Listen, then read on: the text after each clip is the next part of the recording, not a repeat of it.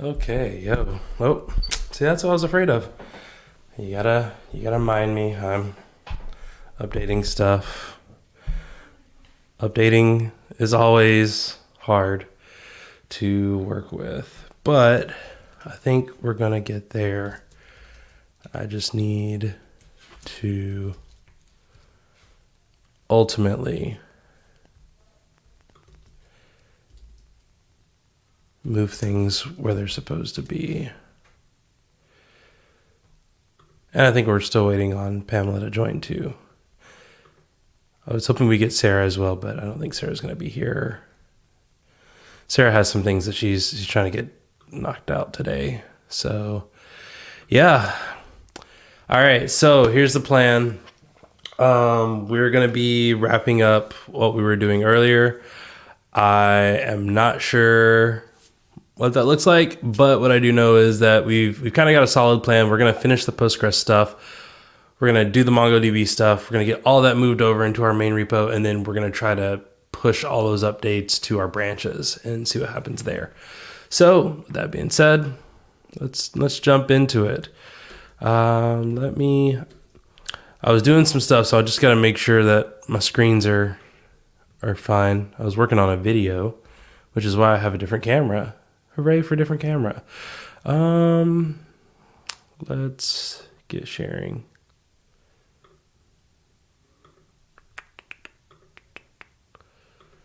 Boom, boom, there. Yay, infinite wall of stuff. Let's move that over here. Cloud Skills Challenge. Do these things. They're really good. Yeah, you can learn about a bunch of stuff. This isn't a sponsored video, sponsored stream, although I am doing it during the workday. So, yeah. Always a good chance to go do your Python labs. Very good for you. Yay, HDR support for Pixelmator. That's a cool thing.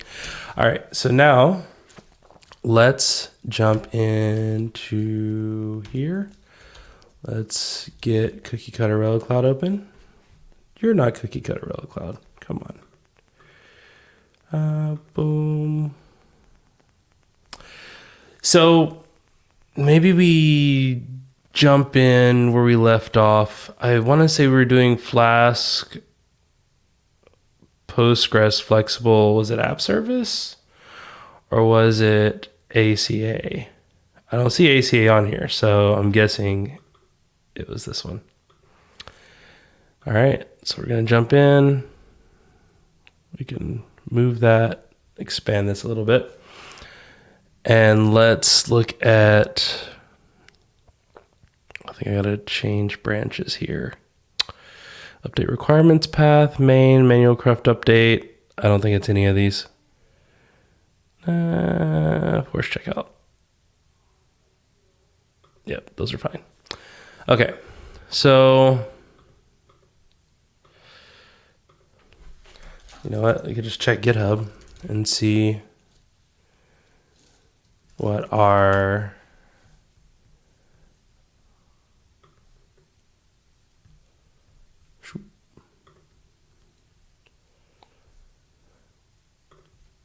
this is one of those things that like I need to get better at personally, which is figuring out how to do like good history stuff.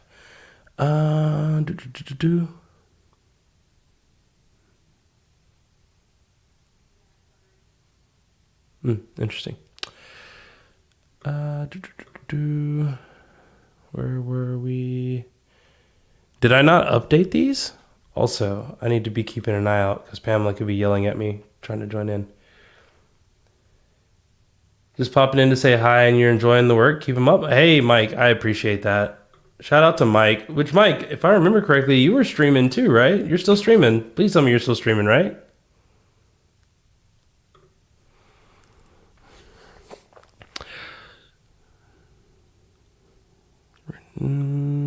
Here. We got that fork done. We've got these branches done over here. Big ups. Big ups to the homie. Big stream energy. I love it. Oh, man. Flask, Postgres, Flexible App Service is where I believe that we were doing stuff. And of course, it's been a while. Spent the year starting a new company or starting with a new company, because starting a new company is like big. Like, you're doing it great. Less streaming, but you plan on getting back to it. No, that's awesome. Also, I don't know if you can hear. Apparently, my neighbor decided now is the best time to operate a leaf blower. It's like they don't know. It's like they don't know. All right, so here's where we were. Postgres Flexible App Service, and then we are in none of these branches. Where is... Oh, here we go. Test Mac and Windows. It was this branch here. So, and I was in a code space. CTO over at Craftwork. Nice. Y Combinator. Wow, doing it big. Let me know when you are big enough to need a director of DevRel and give me a call, and I'll think about it. But no, congratulations. Massive congratulations.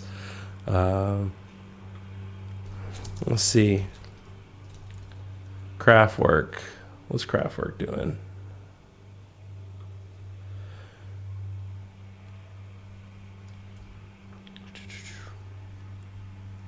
Illustrations, mock-ups, and fonts and stuff. Okay. Is this you, Craftwork Design?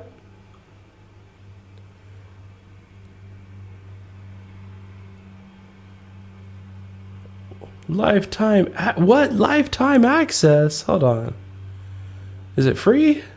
It's not free. Ooh. Okay. I'm gonna get myself in trouble.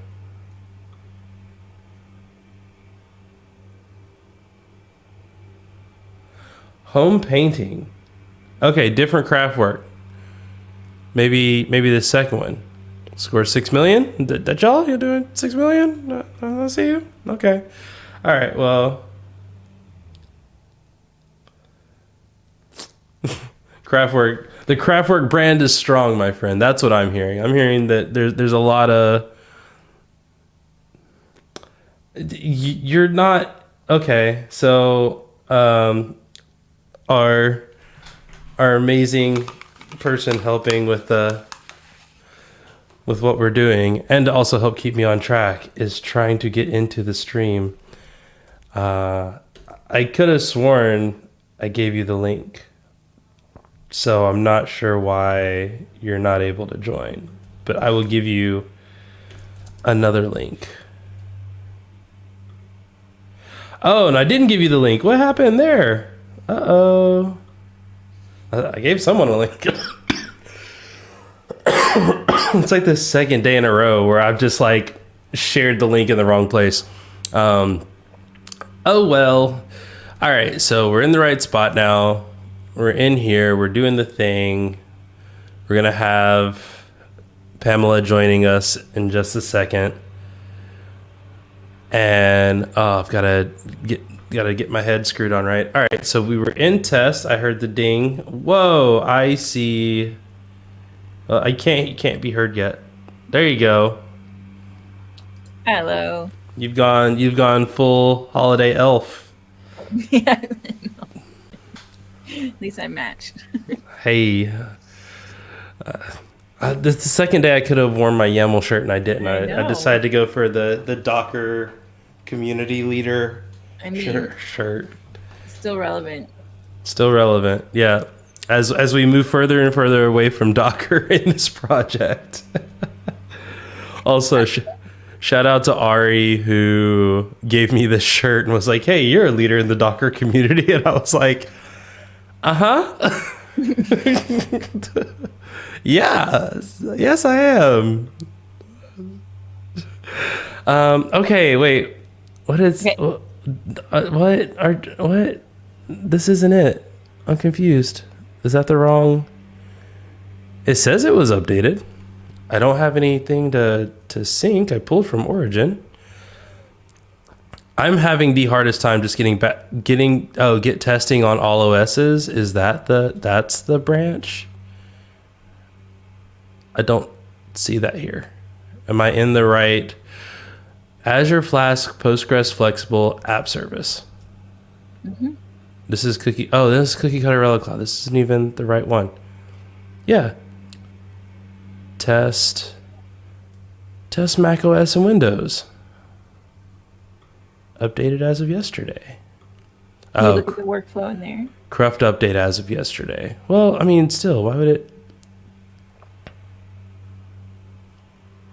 Oh no! Oh no! Did you override your branch?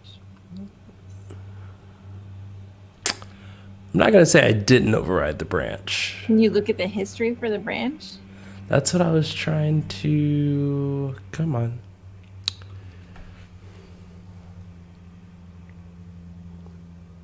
I don't think this is the right branch. Yeah, I mean, just let's see what other branches you got. Stream changes. Oh, no, that's branch. not it. Oh, did you make the branch? I wonder. No. Were these all the? And What they're about locally? Do you have it locally? no, because I had it in a code Okay. space. Can you open the code space? There we go. Symmetrical Fiesta. That's 2 weeks ago. I don't think this is the right repo. I just don't know which one is the right repo because I do a lot of stuff, and I need like just straight up like history. I need your history. And I don't need it combined. I just need like a here are all the things that you did. Because I thought it was this one because it made sense. It wasn't Django. We know it wasn't Django. It had to have been Flask. I mean, I could just go watch the video really quick and see. Wait, is it not in the code space? That code space was from 2 weeks ago. Oh, okay. Just go to. Can you go to your list of code spaces then? Ooh, there we go.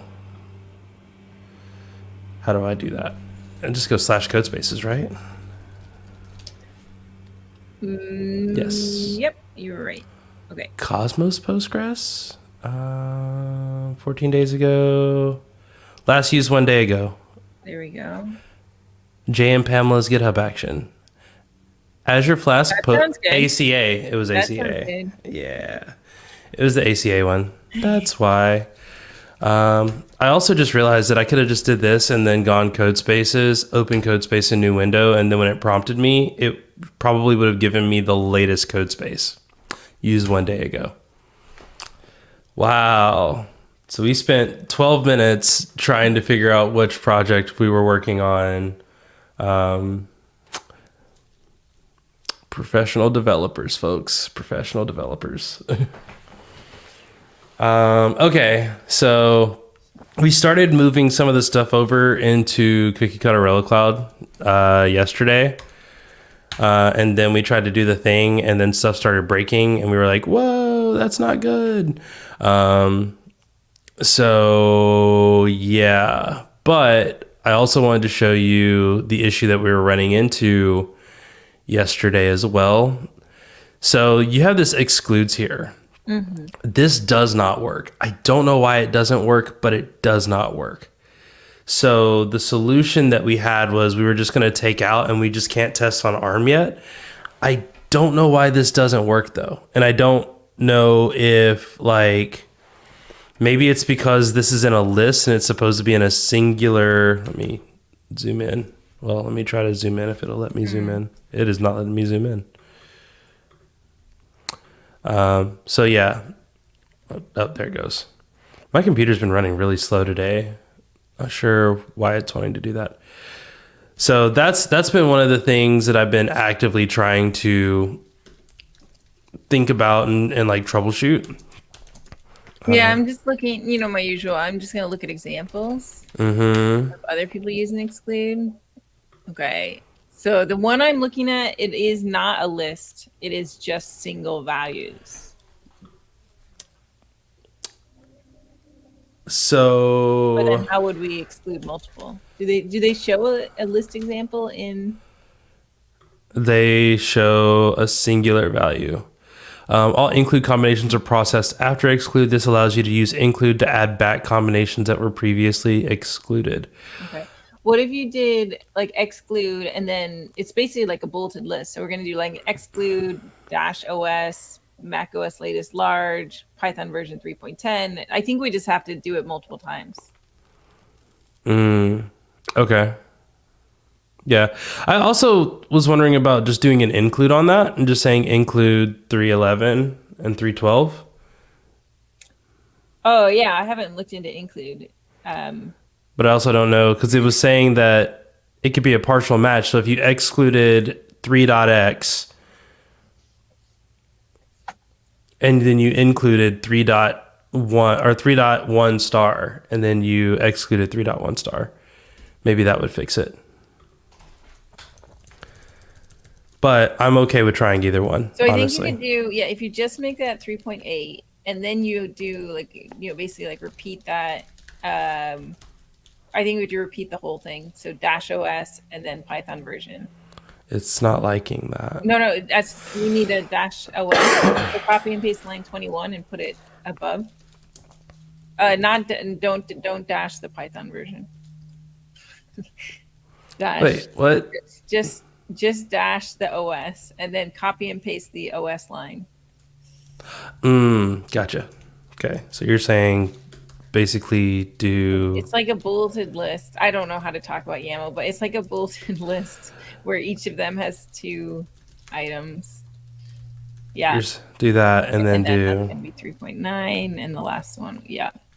So I think that's what it's saying we need to do, and that makes sense from examples I'm seeing as well. Okay, cool. Awesome. All right. We'll add that. We'll let that run. In terms of MongoDB, do we want to just spin up another one and then do the local test and then get that all back into let's find a Mongo one and then copy and paste the current YAML and then bring Mongo into it.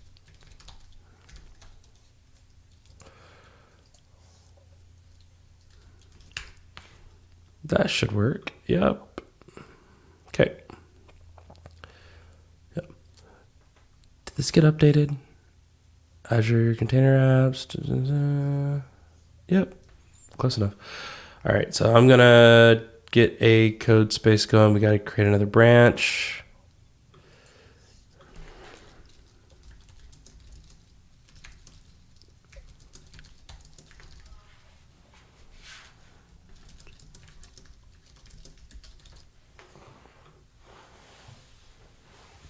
I'm pretty sure these naming standards are not up to code, but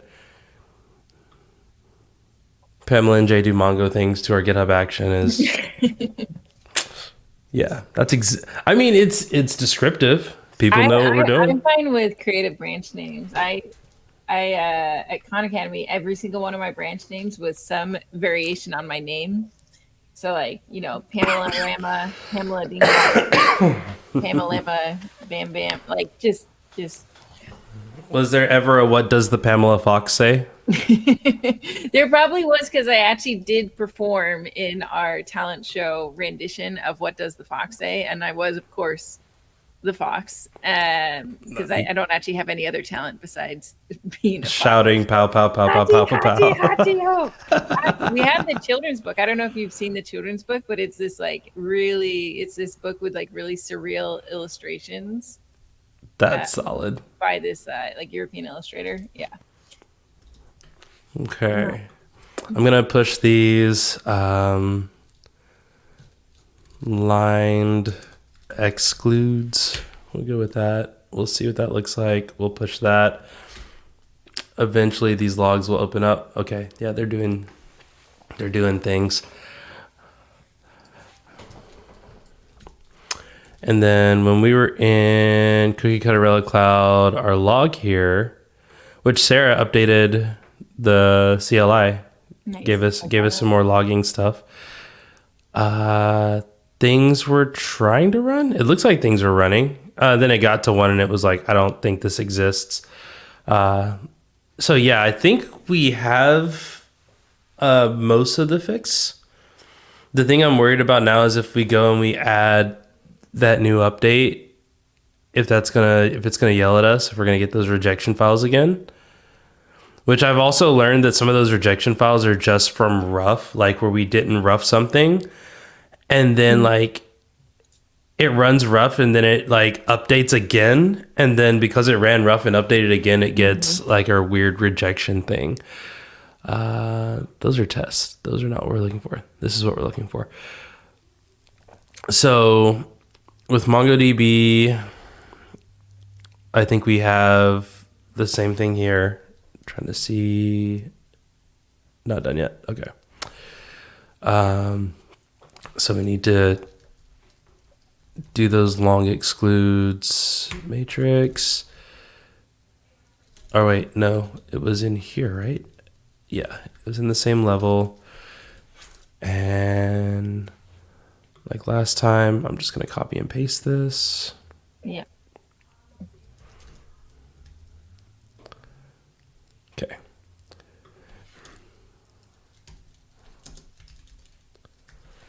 And we also added the Intel ones in. Oh, okay. And the Intel ones work for every version. Yeah. Wow, we're running lots of CI, but that's okay because we don't run these that often. Once a week. Just Times 17. I don't think it's that big of a problem. Okay. 1 second.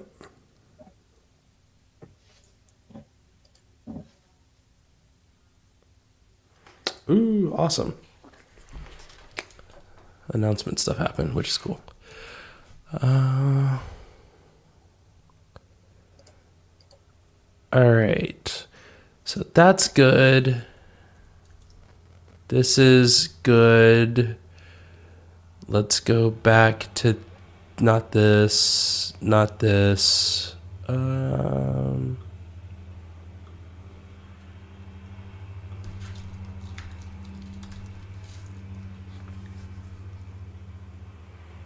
That's Django ACA. We need Flask ACA.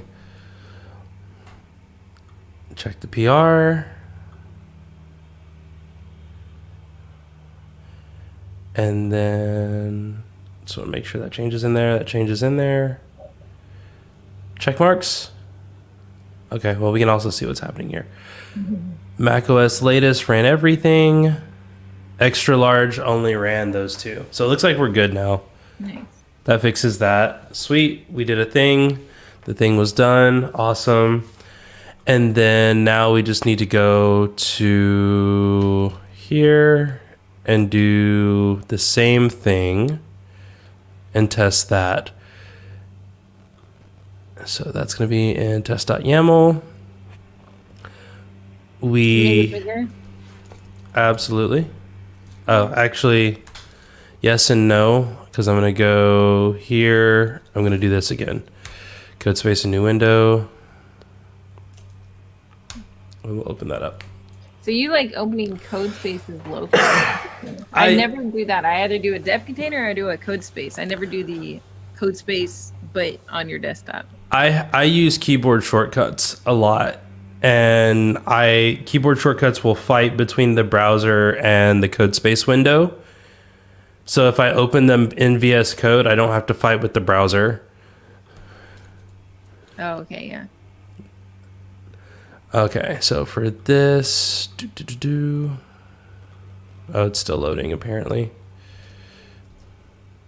Okay, so for Cookie Cutter Relic Cloud, we're doing this. We did that. We know that that works. That's good. We can get rid of that blank space. I think the indentation looks off.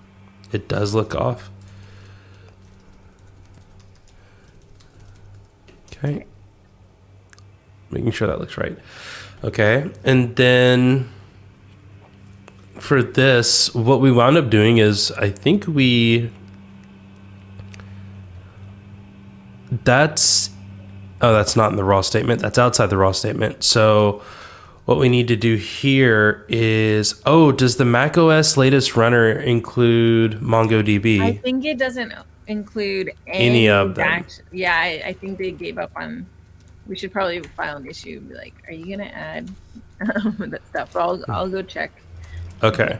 And, so if Cookie Cutter, what do we call this? DB host, is that what we call it? DB resource. Yeah, there's no databases. Let's see if there's an issue about it. Postgres and that's gonna be bad anyway. We don't want it to. Well, I guess that's not terrible. Okay, and then we also want to do brew install. Oh, is it MongoDB? Brew install MongoDB, or do we need to do like MongoDB community at some version?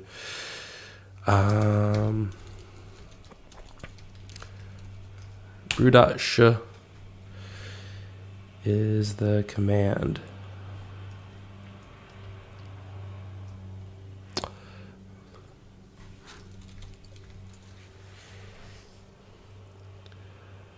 Okay. Mongo shell. Is it just Mongo? Mongo C driver. Mongo CLI. Okay, hold on.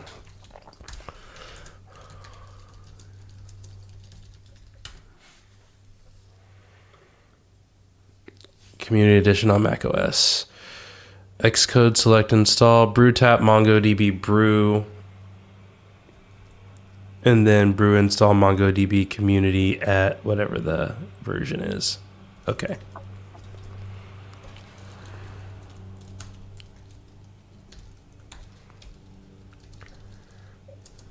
Cool. Is that right? Yep. Okay, cool. And then we can do elif MongoDB and cookie cutter resource. Then do that. And this is going to be the code that I think we add in here for this one as well.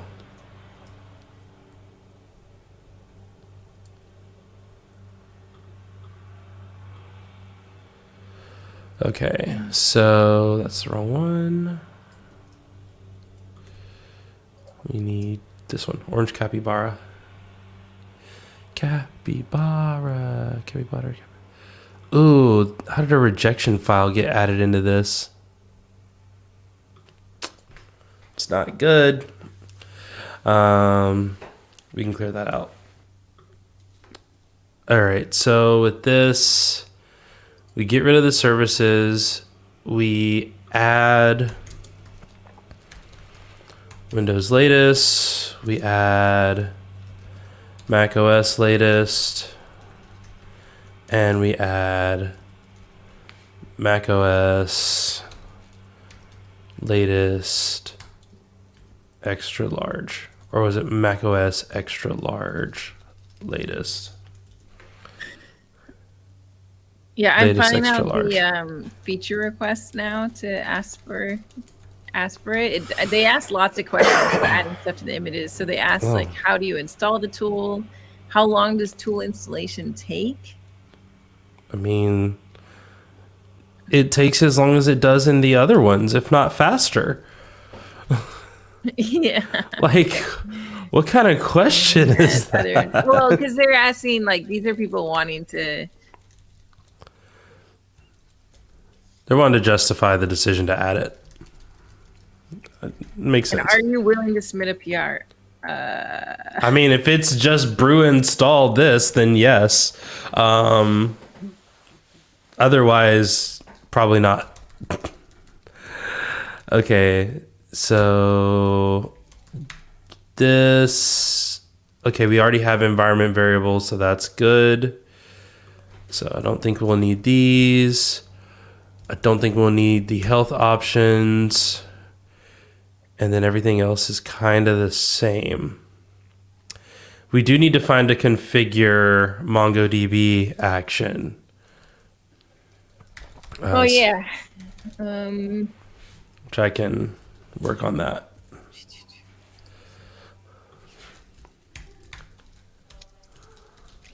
Okay. Here's my issue file. All right, so we're looking for...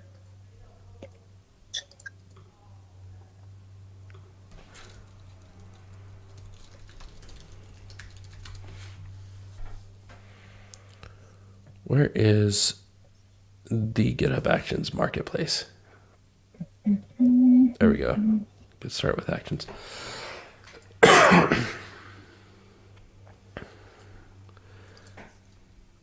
Why are they making it so hard to find the GitHub Action marketplace?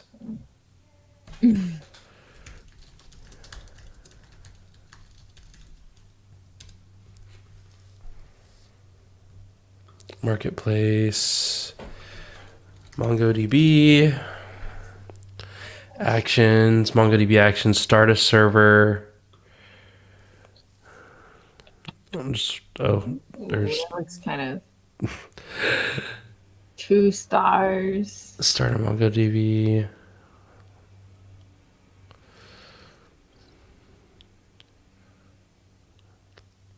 It just says the version. It doesn't. So I'm guessing it's not using the built-in.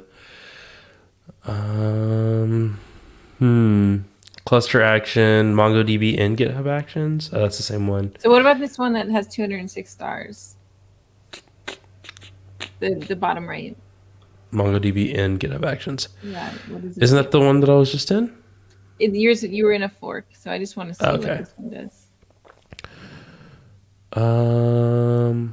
Starts a MongoDB server replica set. By default, the MongoDB server is available on the default port. You can configure a custom port using MongoDB port. MongoDB version must be specified in the input. The use version must exist. So is this also doing the installation then? That's what I would guess. If it's, it'd be fine. Like if it does the installation, we can. Oh, but we're trying to because we already have MongoDB. Okay.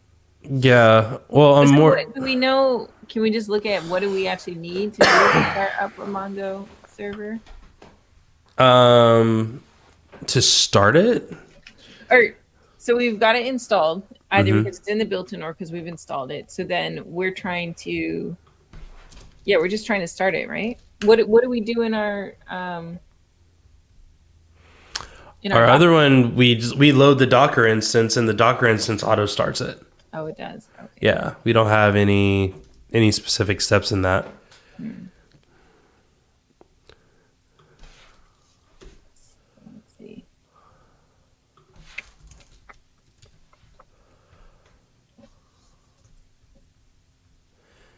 GitHub action to install MongoDB database, to trigger MongoDB database, Mongo import files, replica sets in action, backup from Atlas. I mean, we can see what their steps are. Yeah, well, what I'm looking at is the homebrew installation instructions because that's what we're using, right? That's what we're using for Mac OS, but I'm guessing the steps will be the same. Okay, because there's the MongoD config. Yeah, I think maybe this. Let me link to it.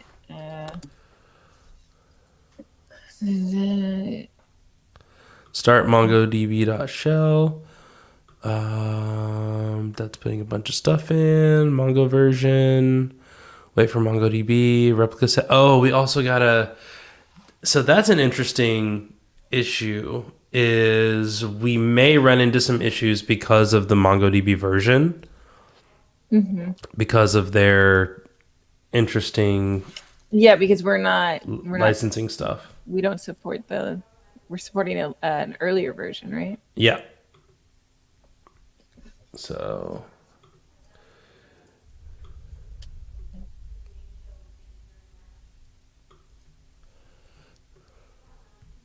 Oh, that was the issue that you filed. Sweet. Okay.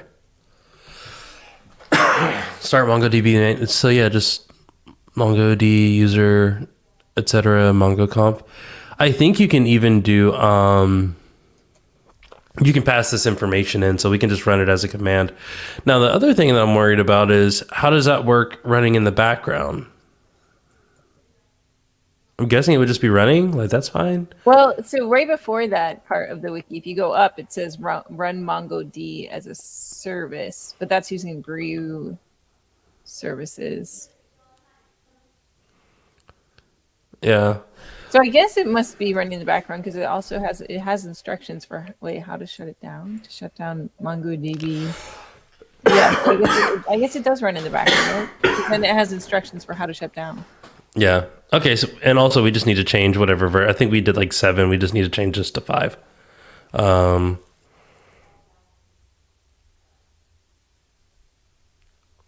so that's fine for Homebrew, but what about for Windows and Linux? Yeah, I'm actually, so what I'm doing is I'm looking through the runner images issue tracker to look for examples of like Oh, using people using Mongo.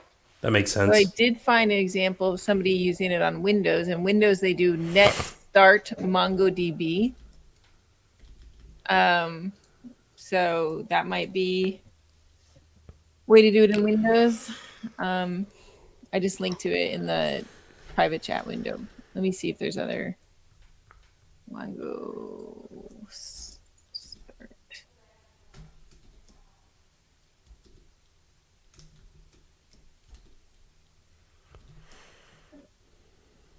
Mitigation set start.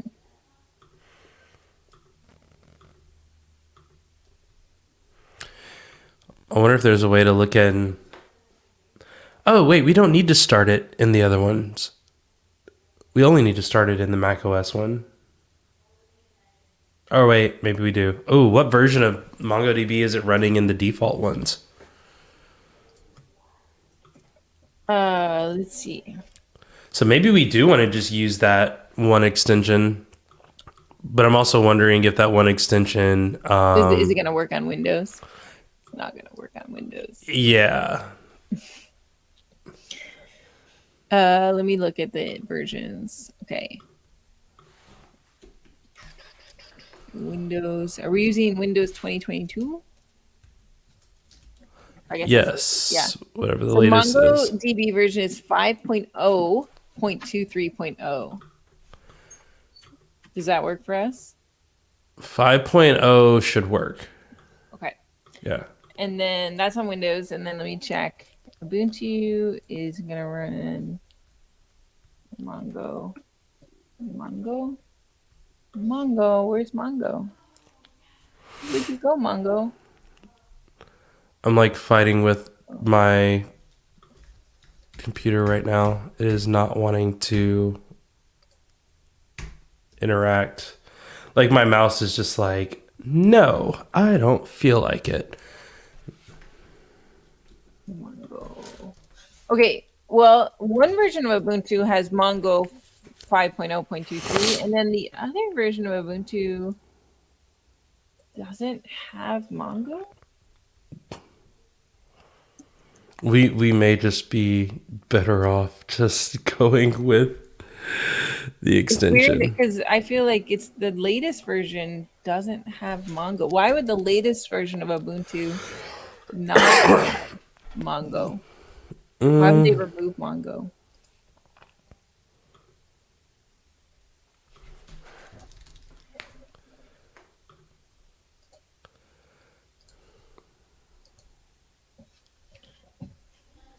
Then let me look at Windows. Why does this only give you some I mean, I'm guessing that these are the ones that have some level of stars. I was like, why is it like some of them? I guess I just have 0 stars. I'm trying to see if I can figure out what versions this supports, but I don't know where that is.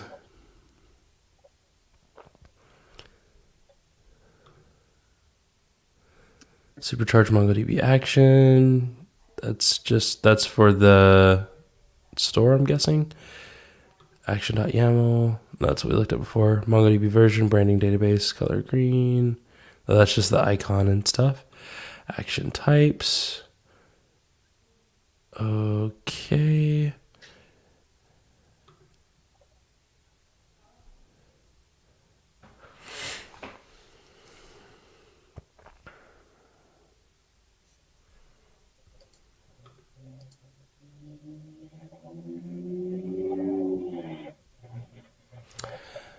Is there 39 closed?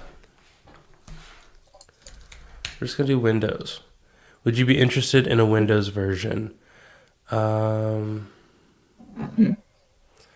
Currently, GitHub Actions do not allow running Linux containers on Windows. I have a bunch of jobs that need to be executed on Windows. Thank you for asking about Windows support and offering help. At this point, I don't want to maintain support for this Docker that thing. Okay. Well, let's. That's annoying. I think we can figure out. So which one are we going to try? Windows first? Yeah, let's well, actually I would say let's try the Mac OS one first, only because there's fewer tests. And we kind of know how to do that maybe a little bit more. Okay. Yeah. Okay, so well, I guess there's more tests if you include all of these, but we don't have to. Okay. Then we need Python matrix version. And then we need to do name start MongoDB. Ooh, don't do that. Run. Okay, so then we just use that MongoD command, right?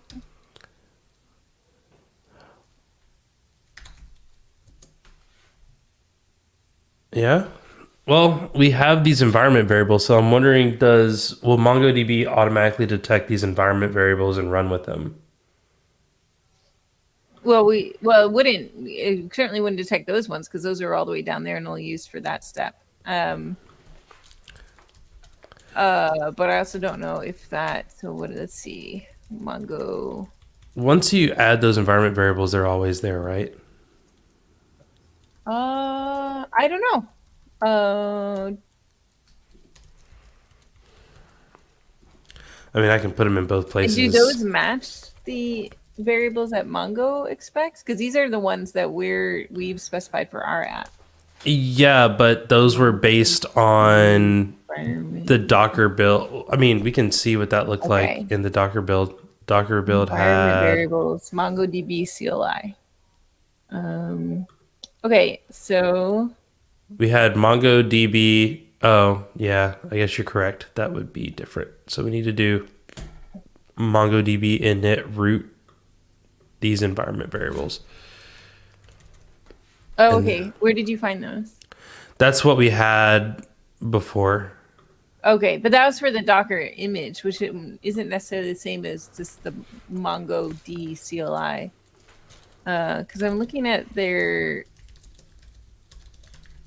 documentation, and oh wait, Mongo CLI is different from MongoD. Okay, what is Mongo CLI? Is this a new thing? We're using MongoD. Okay. So we could also add Mongo CLI to the mix. Well, I don't understand. So there's two things, I guess. I think MongoD is the like. I think it's like using PSSQL versus like another tool. I think one is a lower end, like one's low end, one's higher end. All right, so I'm just gonna look at the MongoD manual. Oh, primary daemon process. Blah blah blah blah blah. Okay, so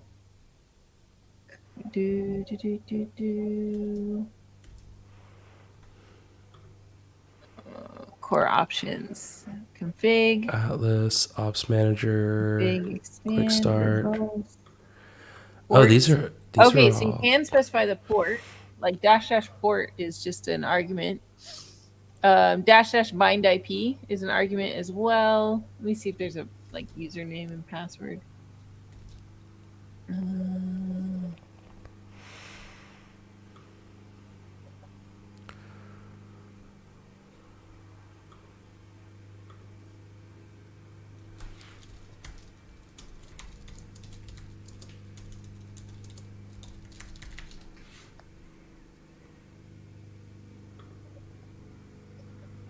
See, it also just has defaults. Why don't we just try doing the default? What's that? Like what if those are? Oh, you need. Oh, you need the database. Yeah. Okay, that does actually need to be used. So database. So yeah, okay. So you have MongoDB shell. Well, MongoD is. I found the reference for MongoD, and I'm just looking at the configuration options as well. But let's see, database.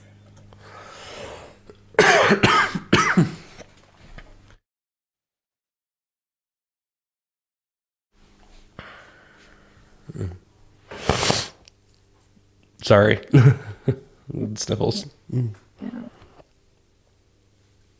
DB path, directory per DB. I don't think MongoD creates a database. I think we probably have to make that separately.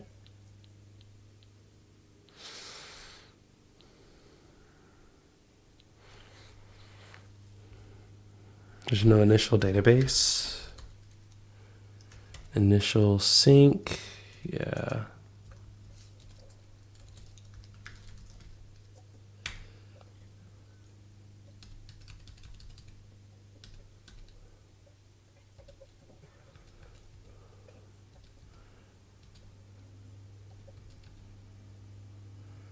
Directory per DB. Nope.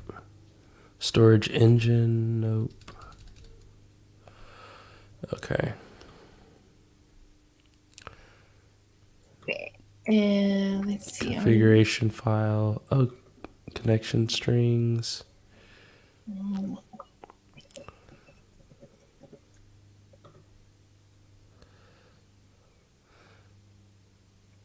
Convert command line options to YAML. All right. I'm just going to look at other people's YAMLs, Yeah. like I do. You know how we do. Up MongoDB container DB path.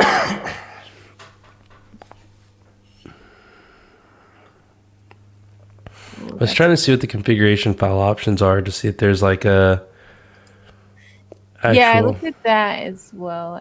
I just haven't figured out how to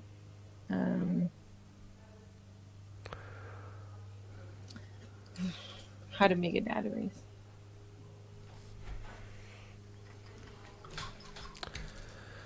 Okay. So we're using brew and wait, are we doing brew install? Yeah.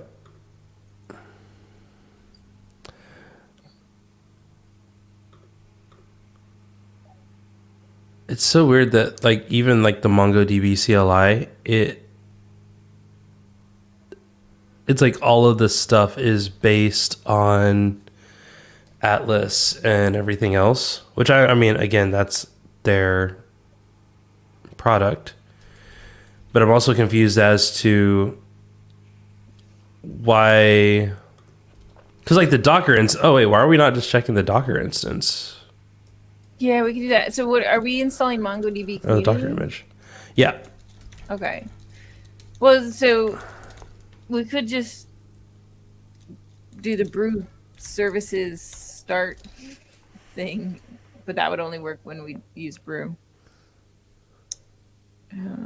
Docker file MongoDB. The MongoDB Docker file.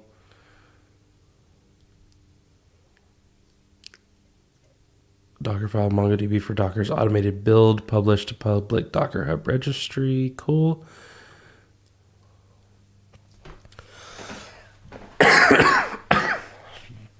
That doesn't do a lot. That runs MongoD, which is cool. I'm just trying to see, because that's not doing anything. Base Docker image.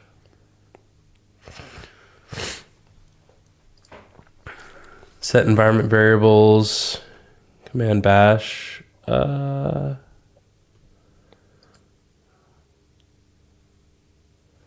Installation, install Docker, download Docker pull, Docker Ubuntu. It's just that's that. That's not it.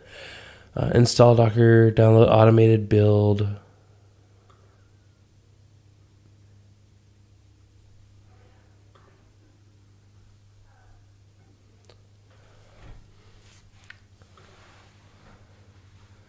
Docker file, MongoDB.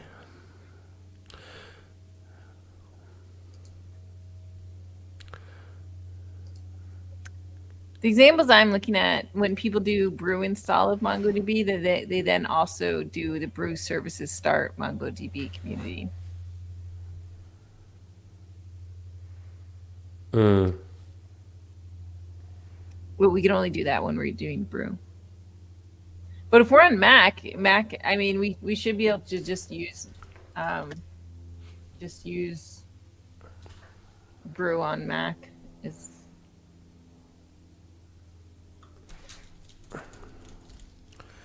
So you're saying just do brew services start MongoDB community like that? Yeah, well, Mongo. Yeah, change the Mongo. Yeah, but then yeah, MongoDB, and then did we do a brew? Wait, so do we have a brew install of MongoDB community earlier in the file? No, I'm adding that now. So yeah, no, that line and then brew install. I don't understand tap because I don't drink beer, but whatever. Yeah, it's cool. Make a culture that beer. The tap makes since MongoDB community or MongoDB is not in the official repository of. And it's like sudo, or was it? It's like apt-get add from like a custom path. So it's just saying, hey, tap this path so that when you do brew install, it searches, but it searches also that path, which is like, I think it's github.com/mongodb/brew or something like that, is the long form of it. Okay. All right. So then the brew services start, and then should we do you did 5.0. Do you need to say at 5.0 when you do start? I don't think so, because I think it would just be whatever is installed. Okay. Yeah. Well, if there were 2 ones installed, you'd want to get the app 5.0, right? Are there 2 installed? I don't know. If we're on the runner images, there could be. I think you need it at the end, right? Okay. That I don't know how that works, but we'll see how. And then, okay, just try it. Try it and see what happens. Okay. Add Mongo steps. Oh, this only works for Windows, so we have to do an if on this. This is going to be for Mac. Or yeah, that's what I meant. This is going to be for Mac. So maybe just, is that right? There you go. Yeah, Mac OS latest. Okay. Oh, is it latest or latest? Why does it have a S in the matrix? That's a typo. Okay, so we haven't run this one yet then. No. Okay. Right, so if... Oh, you want to try it on the ARM? Yeah, we can try it on the ARM. You can also do... So this is matrix.os. You can also do runner.os. And then instead of saying macOS Latex, it's like runner.os equals... I'm actually not sure if it's going to be Mac in both cases or if it's going to be Darwin in the same case. So maybe we just stick with the matrix.os. Okay. Okay, I was going to say, did I put this in the right branch? I did. And then...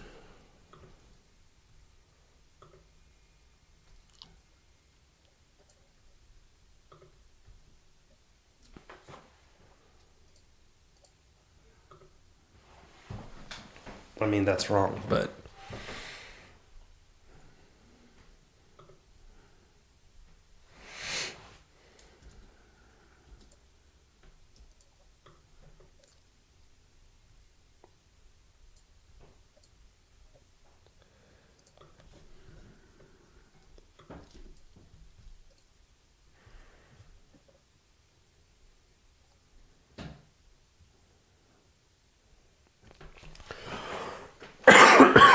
Here's hoping that the Linux ones just work. I don't know how much faith I have in the Linux ones just working, but... Well, I found... I found a nice example that I'm hoping is a good one. Let's see how this works. Okay.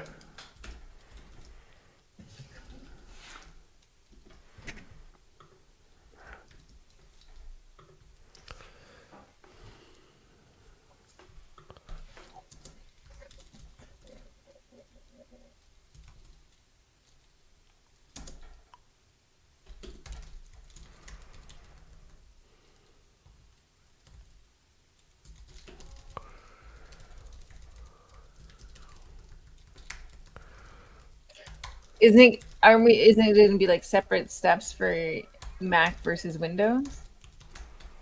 Because you have the matrix.os in the step name. Oh, Yeah. I see, but you want it. Okay, yeah. I get it now. Yep. Okay, so for Windows, what we should do for Windows, let me take a look at how they did this. Oh, they have a whole script that installs for Windows. Wait, but we think that we have Windows on. Okay, we think we have Windows on the runner, so we just need the start step. Oh yeah. Let me figure out what this start step. Well, it's the right version on the runner. It's 5.0.23. All the ones that did have versions were all 5.0.2-ish. Okay, cool. So the server should be started then. Yeah, we would just need to make sure. Maybe all we need to do is create that initial database then. So, and then I think once I'm just looking. Okay, so we install config, installing MongoDB. Okay, yeah, so that didn't work. So I think we need the net start MongoDB, and then we might need something to make the database as well, probably. Authentication failure. But the service did start, so that's good. Okay. Or tried to. Our password is not correct. Successfully started MongoDB community. So what is the default password for that? It says that it's already installed and up to date. Oh. So it's on the Intel one. On the Intel one? Yeah. Okay. That's not super surprising. What about on the... We're still... It hasn't even started yet. It's waiting for a runner. Oh, so Mongo says there's... By default, MongoDB has no enabled access control, so there's no default username or password. Okay. So what if we set the environment variables to username blank and password blank? How do we do that on our Just down on application? Down in the when we set the env in the application, just blank out. Yeah, blank them out here. Okay. Well, that's the env earlier up. I don't think that env is doing anything for us. What matters is because I just don't think that matches, or I haven't found any proof that matches. So I would just blank them out here. So I would say set them to an empty string. So username empty. Right. I think we did this for Postgres too, where we had an empty password. Was it that, or do you just that? Just I think you can just do empty. Oh, okay. I think we did that for Postgres. Okay.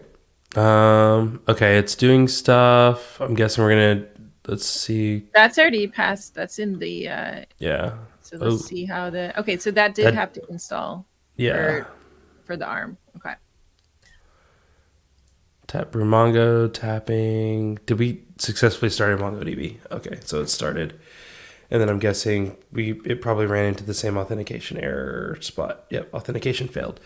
Okay, so yeah, let's take that out. We still haven't figured out how, but can we just set the database? Like, what is the default database for MongoDB? Can we just set like MongoDB community default database name?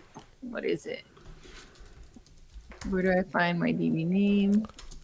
It's test. Okay, can we just change it to test? And then I assume that's the default port. Yeah.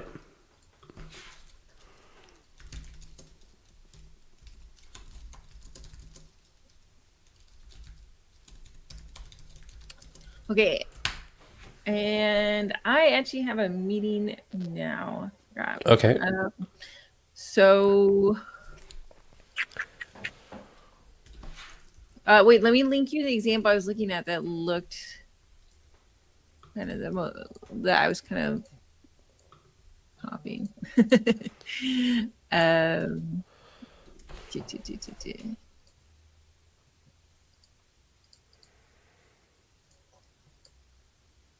Oh, okay. Well, good. I got the email saying that the test failed. Yep. Your meeting's like what, I an can join hour? in. It's just 30 minutes, so I can Oh, join okay. back if in 30 minutes if you're still going. Yeah. All right. Godspeed. All right. Oh, there it goes. Alrighty. Okay, so I can't sit here in silence because I will lose my mind.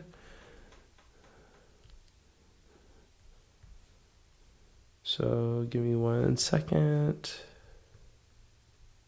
We're not doing holiday essentials. That's not happening.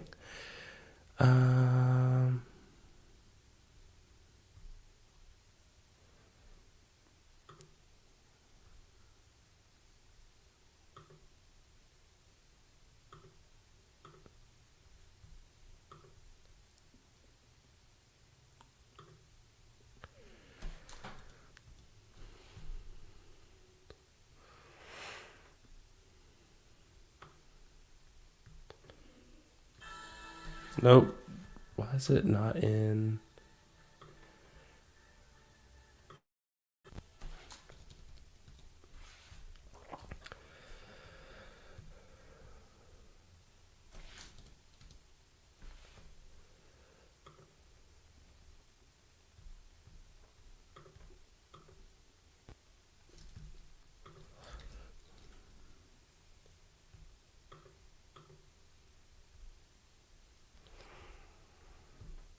Oh, wow.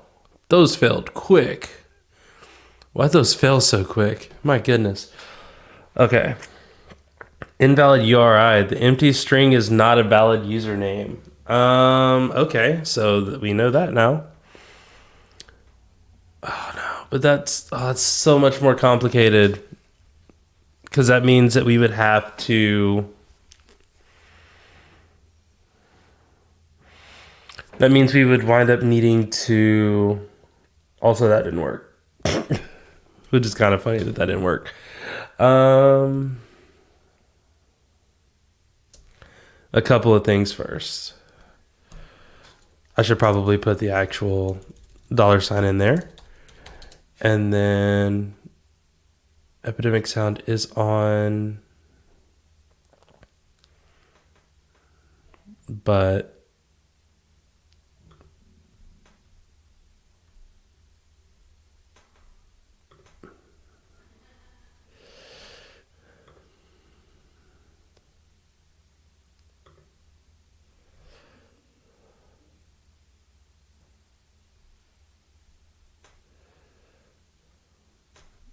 why is my audio device not in here?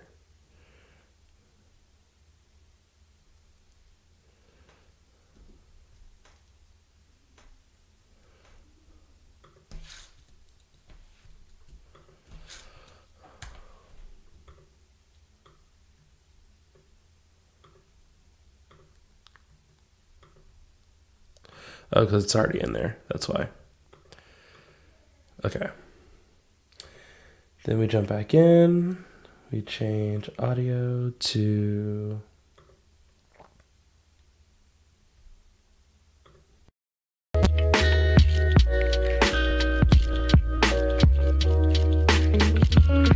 Hope that's not too loud.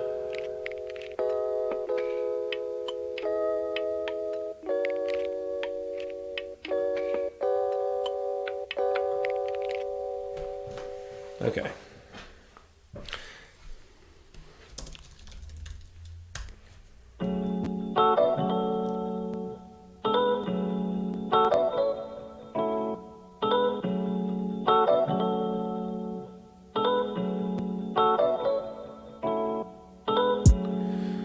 Okay, I don't think it's that loud.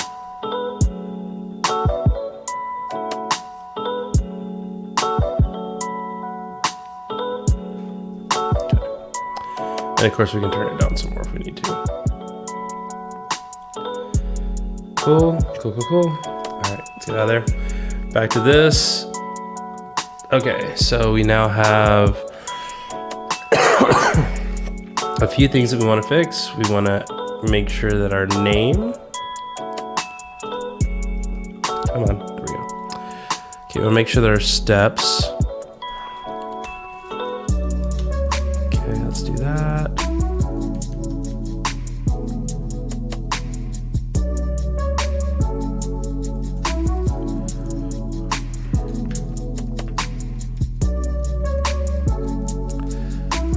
Let's do these.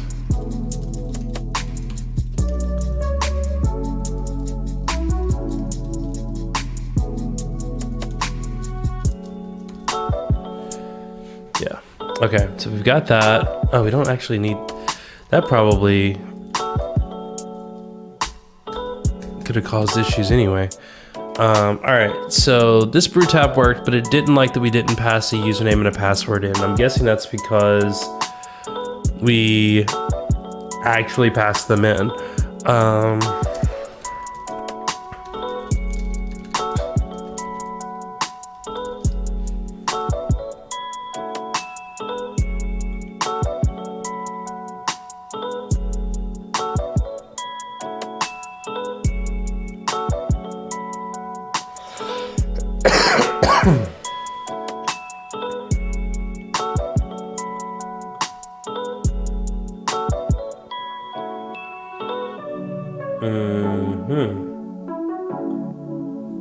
So we can do the enabling auth thing.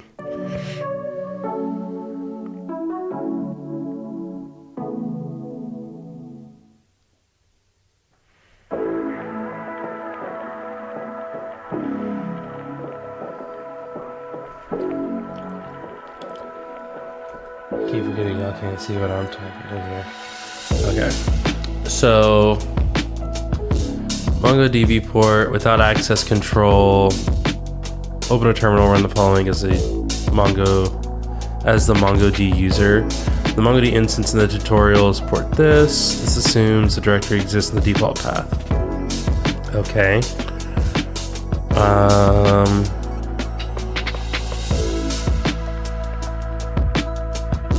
So could we just say MongoD with no password?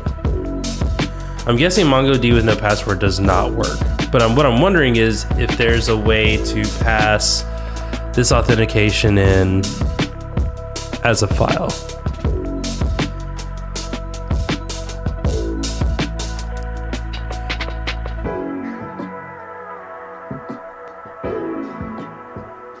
Definitely don't want RBAC.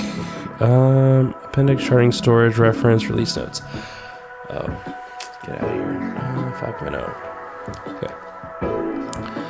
Create a user. Enable access control. Create a user.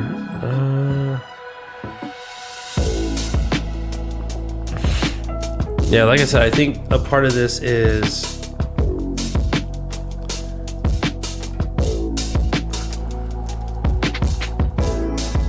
okay. Let's try it with MongoD and see.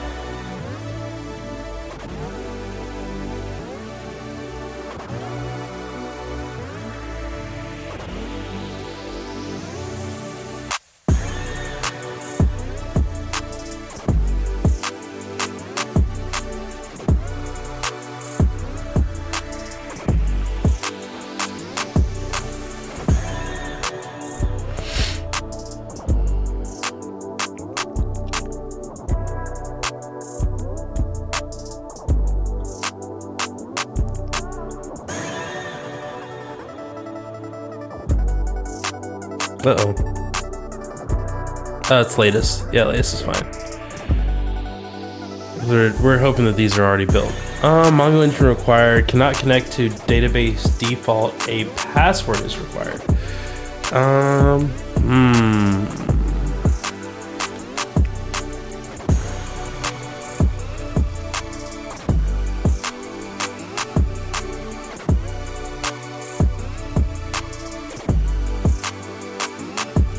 I mean, I'm about to just go in and say do that, but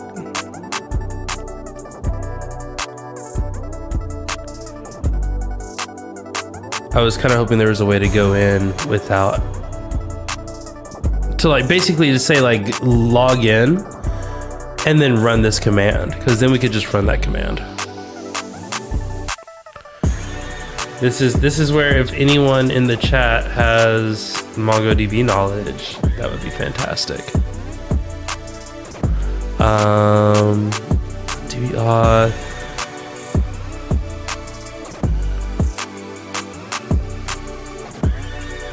Either use the command line option auth. Okay. The command line option auth. What are we doing with that? Auth port with the access control. And again, it's going to take us back to here using Scram. Don't know what that is, so that's fine.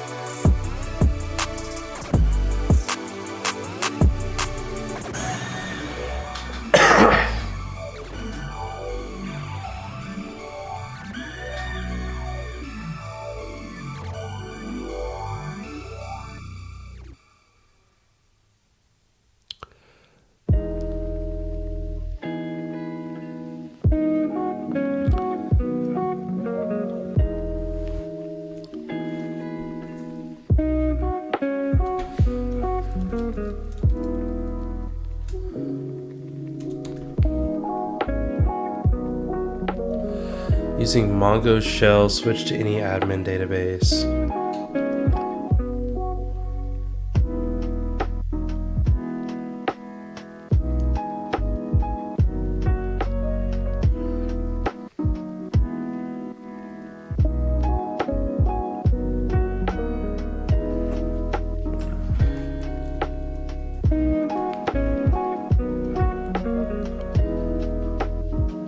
Include external files and modules and scripts, differences between required code scoping and script considerations.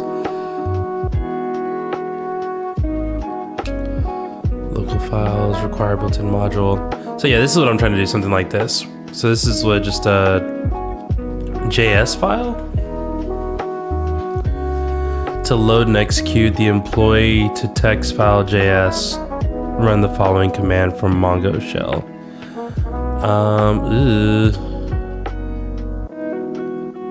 That's a lot. That's a lot. Okay, let's go back. Let's do what Pamela does best, and let's find. Let's see, MongoDB setup.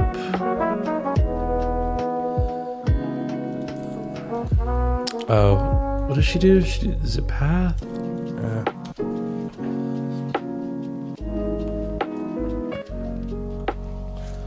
MongoD, Laravel MongoD, Node MongoD native.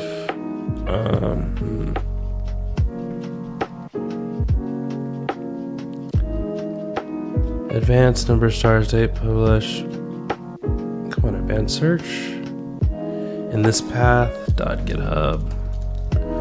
Workflows, star.yaml. Ooh.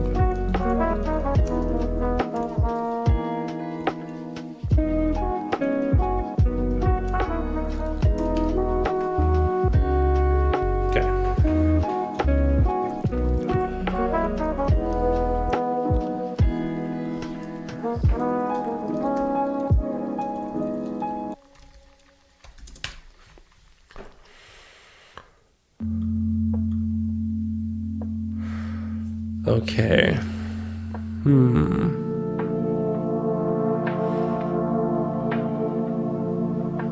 Setup extensions. Okay, so that's adding that extension. Close, but not quite. Gem files, MongoDB true. If MongoDB. Nkane setup MongoDB v1. What are you doing?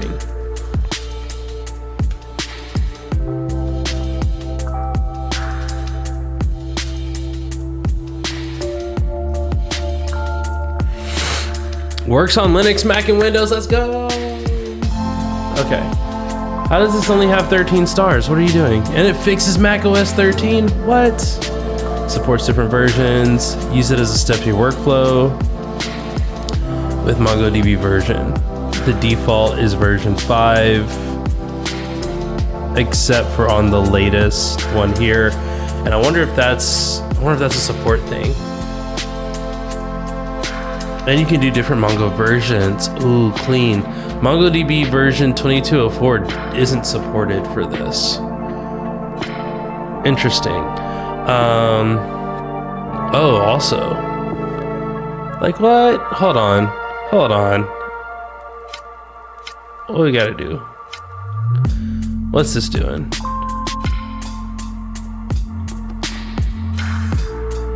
Build on push.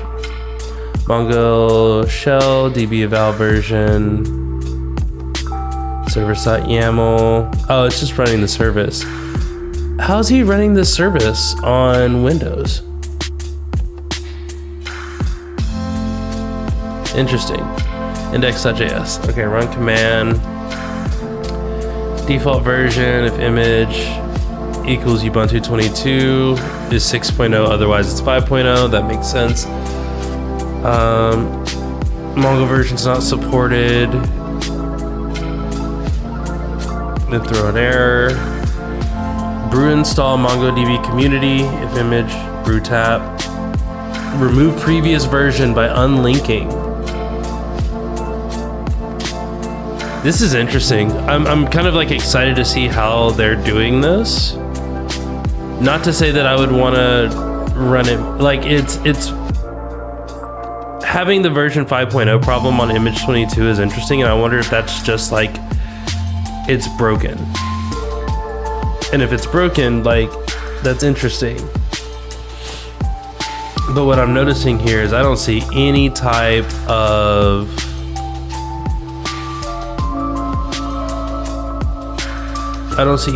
setup in terms of authentication. Action fails in Ubuntu, MongoDB service not found. I'm guessing this is why.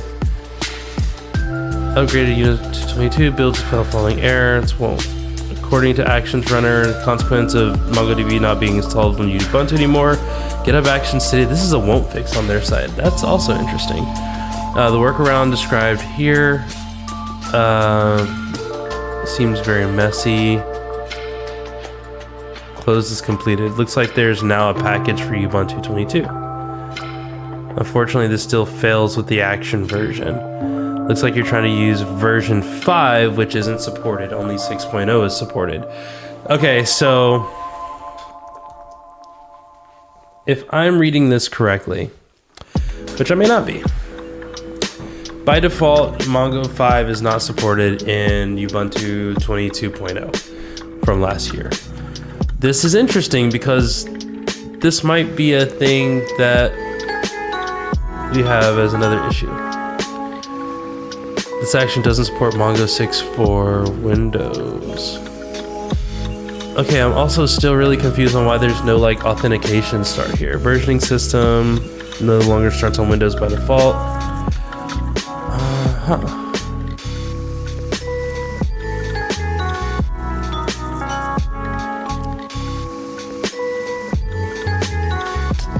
You were so close, my guy. You were so close.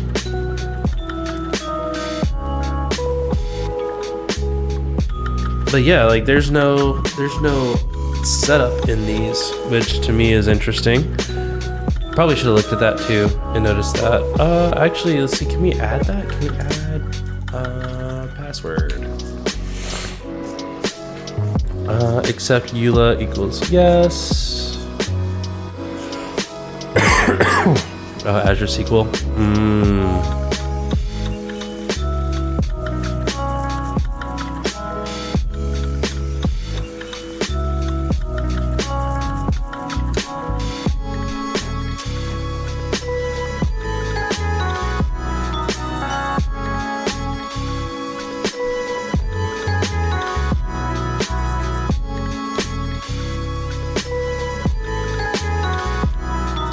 Restart MySQL.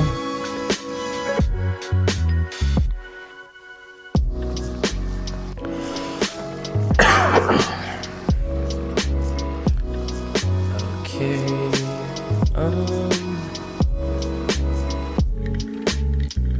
It's doing so much stuff. Let's do like driver level stuff.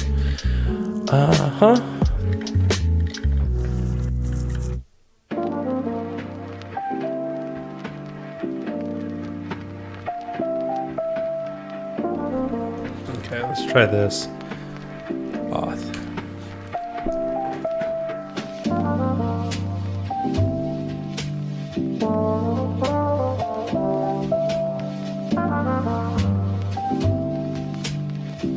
Alright, starting MongoDB version. Sudo docker. Oh, that's doing Docker. That does not help. Ansible. More Docker. initdb root password, that's definitely Docker. Supercharge, MongoDB, GitHub action, MongoDB version 6, MongoDB password, username, password. Okay, so this is that same one they're using Supercharge MongoDB. The problem that I had with this is I just want to see what the command is for this action. GitHub.com. No?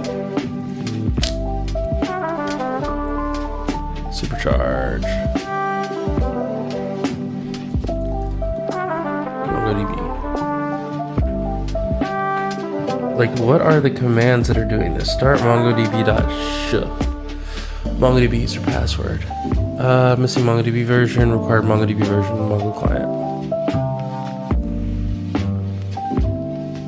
MongoDB args replica set until Docker exec. Okay, so that's doing everything in Docker as well. Starting the MongoDB Docker container.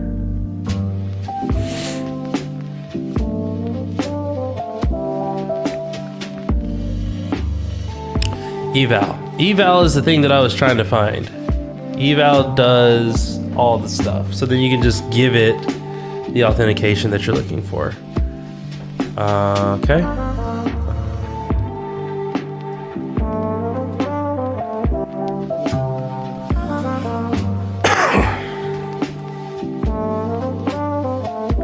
Okay. That means when we come into here, eval is what we're looking for. Let's open this back up. We want create a user. That's an atlas. We don't want that. Yep, here we go. MongoDB, that port. Boom. This.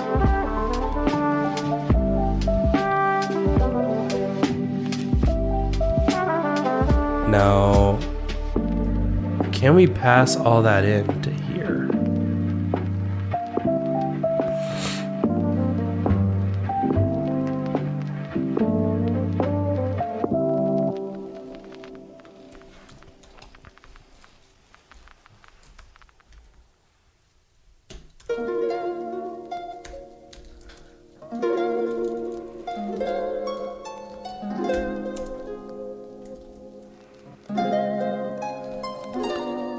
Using Mongo shell.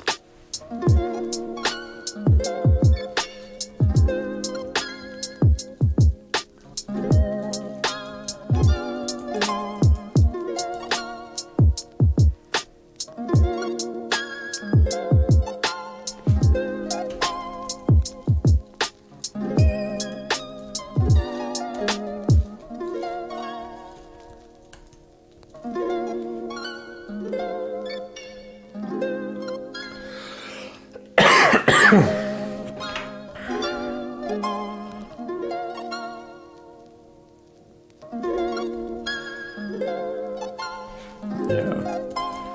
So if we do this.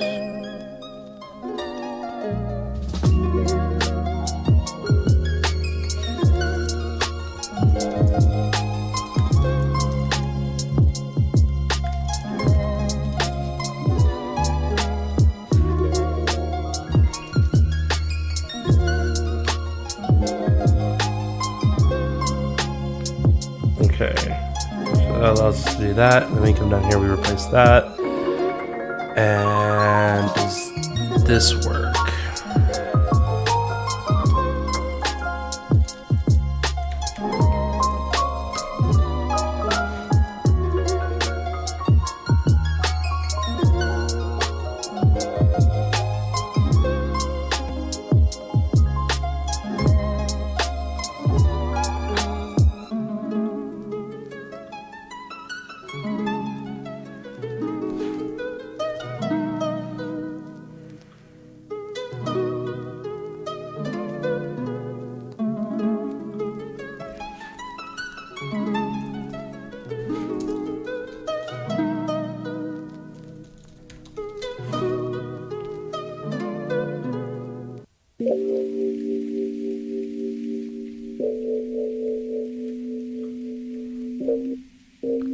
Cutting it down a little bit. It seems like it was still a little too loud.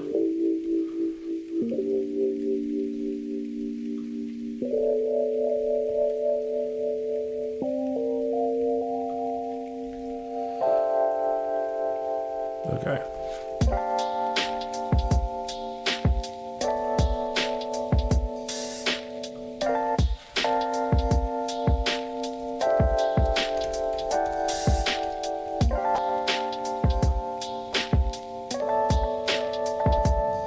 All right, so let's see how this sounds.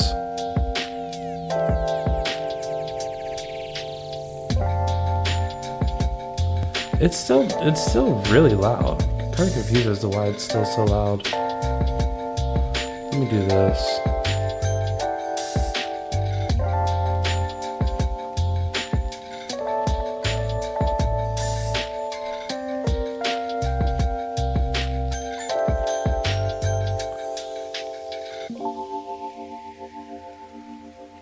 That changed nothing.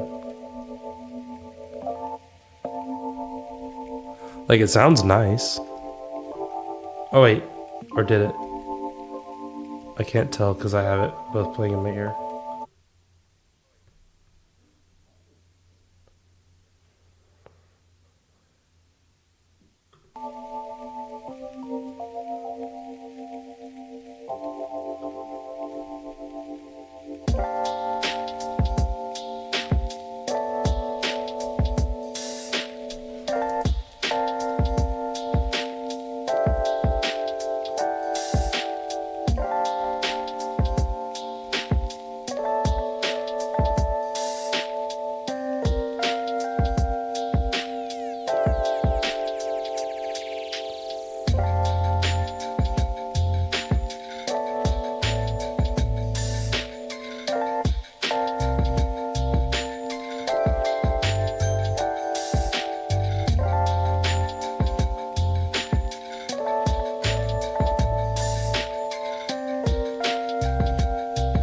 Okay, we're just gonna have to go with this level. I hope it's not too loud. Oh, that actually sounds really, really loud.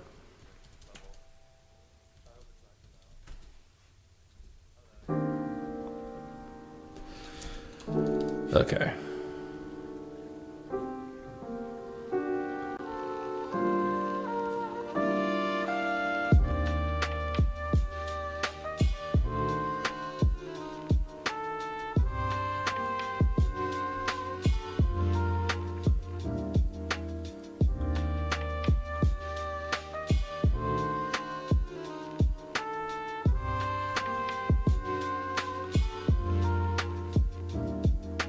We'll have to come back and figure that out because I'm wasting time now.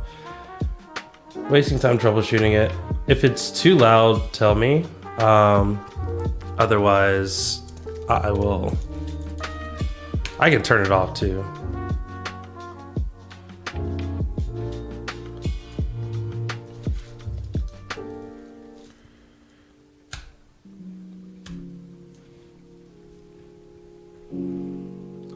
Let's push this.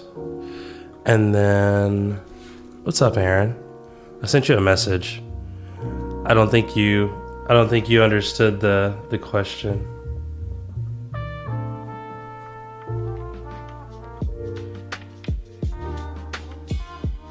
Oh. Oh, that's right, because it's muted.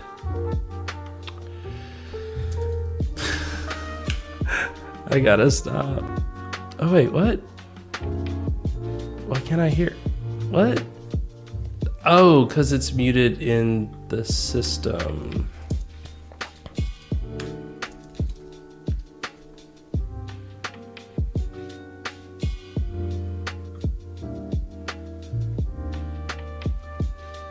Okay, there we go.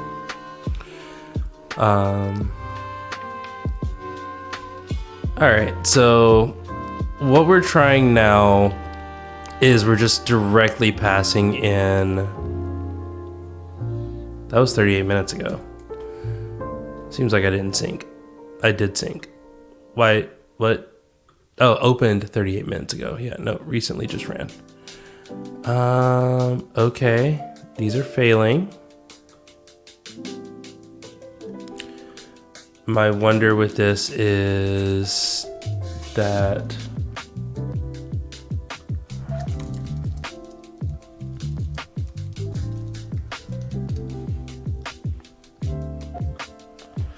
okay.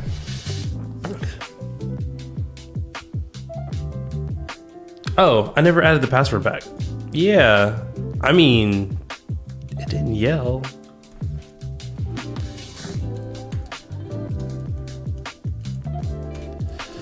Let's add that back there. We got Mongo. Cool. I'm gonna clear that out.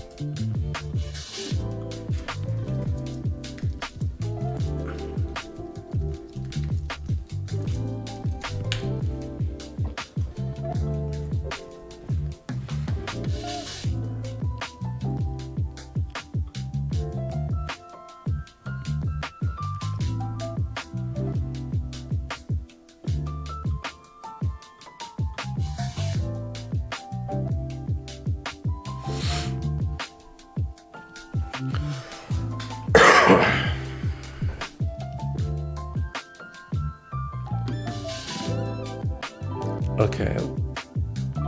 Oh no, that's a problem, because if it never runs that, then it never runs that, you know? But that's wild though.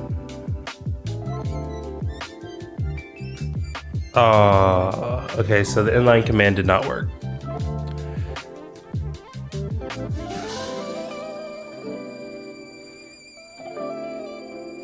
Mongo command not found? Is that just Mongo D? Is that the problem? I just need to... It's either Mongo D or Mongo SH. And I don't know which one it is, so we're kind of just throwing stuff at the wall to see what happens.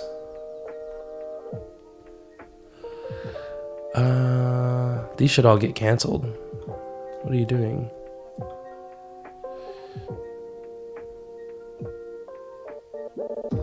Okay.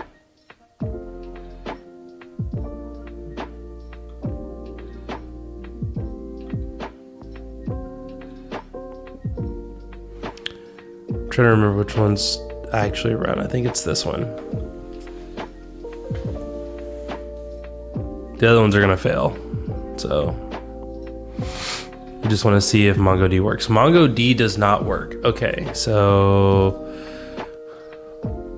is it Mongo Shell? Please tell me Mongo Shell works.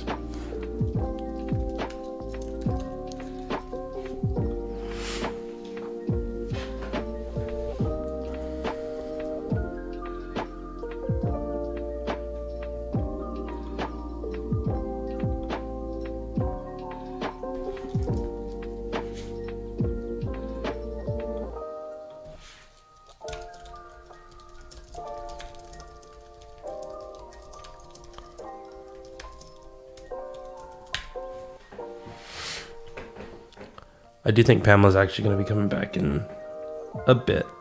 too.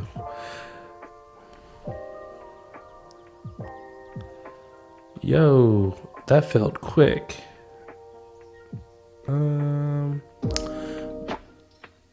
That's not the right command.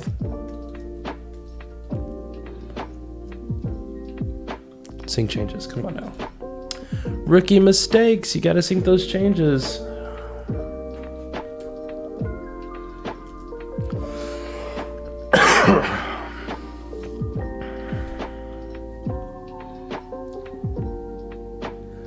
Does it use many minutes over the course of months? No.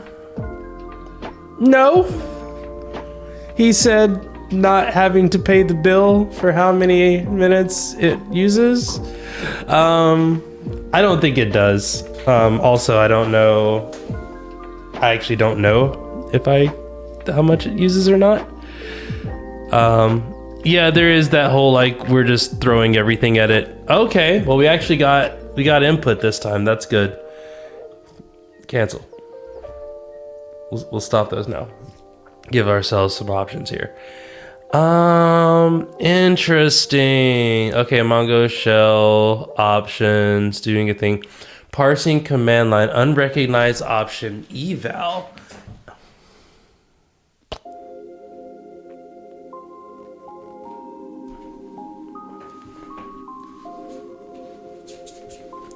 Maybe it's because I didn't do dash eval. Okay. I'm not No, we're using dash eval.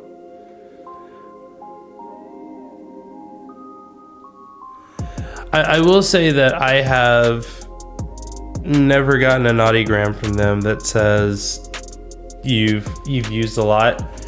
I will also say that I have never gone significantly over. This never takes minutes to run, it takes seconds. Well, the end-to-end builds take minutes, but the actual tests don't take that long. So I don't think this one is that big of an issue. Oh no! I just didn't have a space on the end. Yeah, that'll get you every time.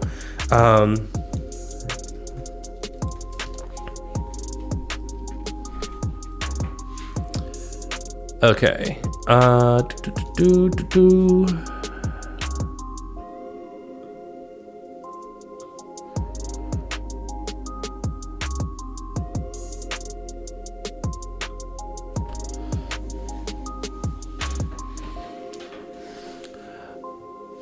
My hope. Oh, no. Here we go.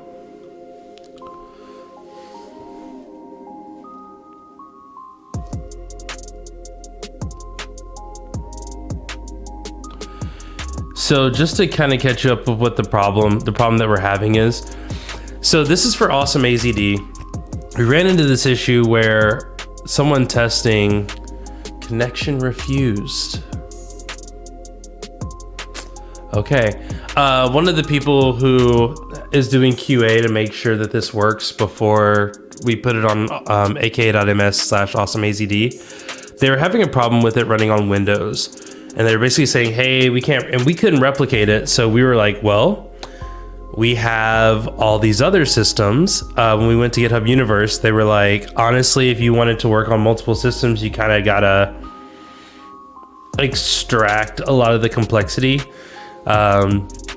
We had it in a service, Docker was doing things, and they were like, yeah, don't do that. So we got Postgres working, but we found an extension that does that. It does all the configuration and stuff for us, so we don't have to. We haven't found one for MongoDB. And I guess one of the bigger issues is that for most of these, we're relying on the built-in tools. So a lot of this is like, we got to make sure we can actually get in here and utilize the tools.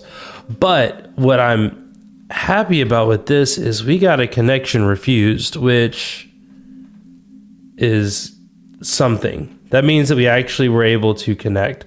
Connect to 127.0.0.1, direct connection, true, and server selection timeout. Is that, and the connection was refused. Why was the connection refused? He asked, perplexed and wide-eyed. Okay.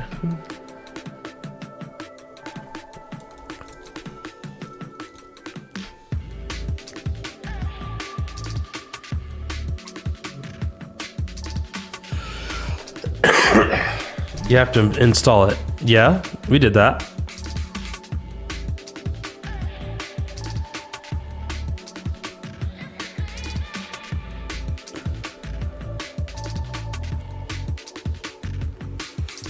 And we know that the server is running.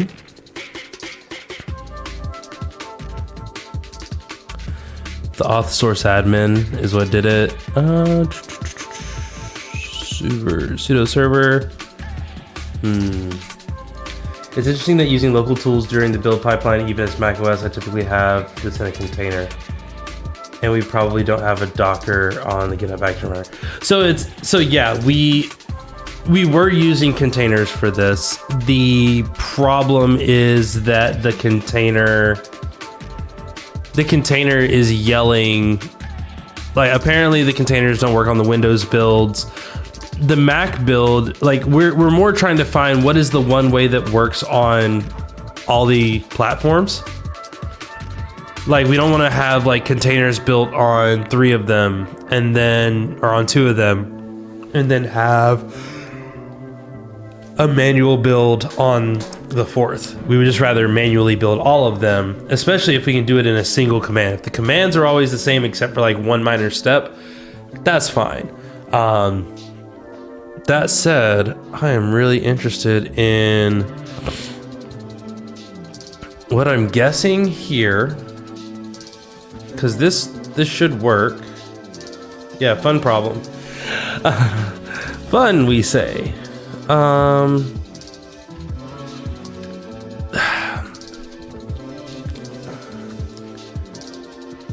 Mongo shell eval worked, but it didn't work.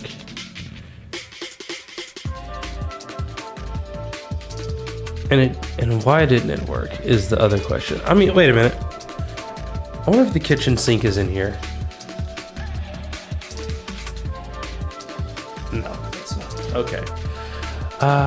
Sudo apt get install Mongo.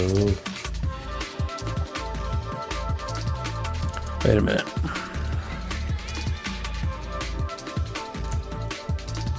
Oh wait, no, that's not gonna work because wait, we should have MongoDB in here already. I'm trying not to install MongoDB on my local machine. That's me being very, very lazy. I mean, we can go into Warp. We'll install it and then we'll just uninstall it later. Let's see. Would you ever use a Python script instead of the CLI tools in the pipeline?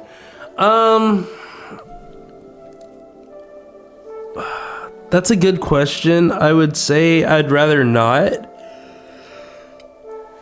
Only because if we do, so like, oh, hey, here's a script that connects to a Mongo database, you know, that's unprotected for this test build that's now just sitting in our repo. Like, I mean, even though that's technically what we're doing, like putting it in the dev container or putting it in like the actual GitHub Actions script itself, we don't have to worry about something being spun up and properly shut down.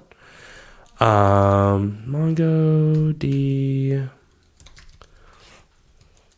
I'm trying to remember what it was. It was like Mongo Community. Is that what it was? Or Mongo Brew. That's what it was. Wait a minute. It's literally right here.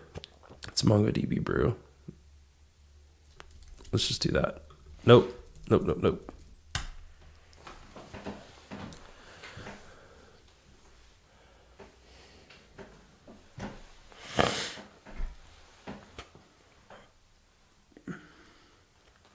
Yeah, so we have Mongo Shell. Mongo Shell's in there.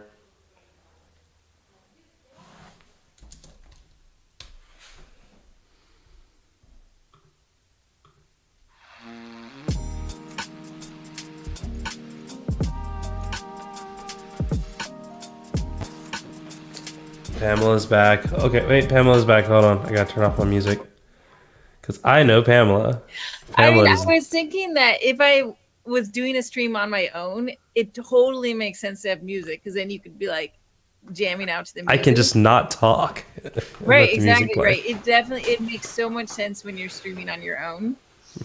Yeah. With two people, it's distracting. Yeah. I just have a hard time talking over music. So I'm like, I just want to dance. So I don't know if you've been listening in the background, but to update, still not working. But what we tried when I took out the username and password, it set up here, down here it yelled and said, hey, all of your script stuff is asking for a password. This empty password thing isn't working. And it actually said like, this is an invalid password. So I was like, okay. Same for a user account. Okay. So then I was like, well, what if I just do like a Mongo test, and then we come up here and we set the password. And then I had to do some deep diving into how do we set the password. Is it JavaScript? Yes. Okay. So Mongo shell with the eval command does import. It accepts JavaScript that gets added.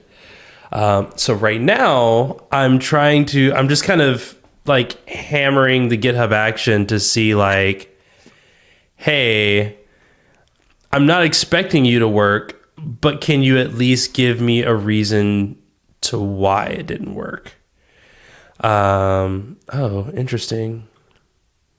And the problem that I ran into this last time was this connection refused, which was very interesting.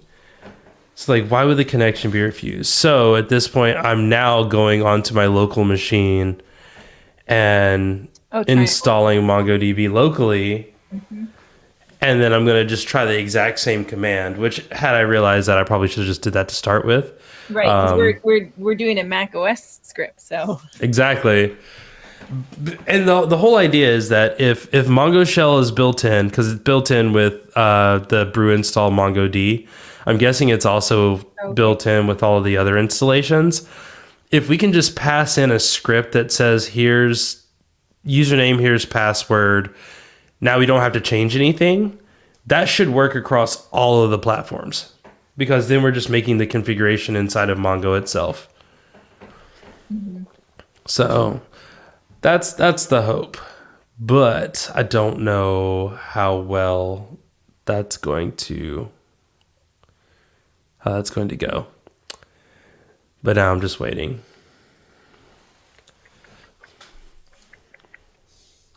And I did attempt the Pamela search method here, which is go in GitHub. Yeah. This actually shouldn't be MongoD, it's Mongo Shell. And what I've learned is a lot of people are just doing stuff. Sudo apt get install MongoDB Mongo Shell.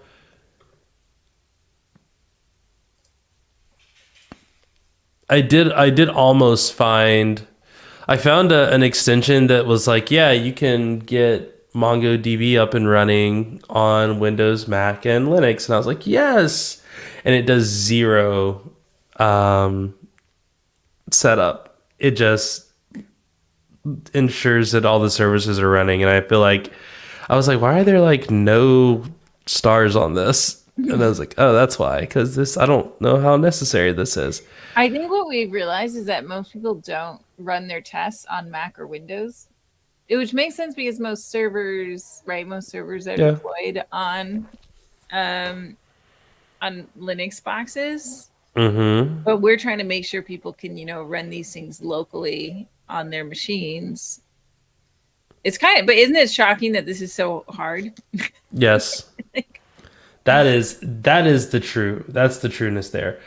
And Aaron's in the chat too, and says started looking at MongoDB action to see whether it works across platforms. Yeah, I mean, check out all the actions. The most popular one doesn't work. It only works on Linux, and then all the other ones have like little to no stars. So we're like, I don't know about those, and a lot of them just run Docker, which is another thing of like, man, a lot of these are just doing Docker builds. Is this still doing stuff? Can I? Yeah.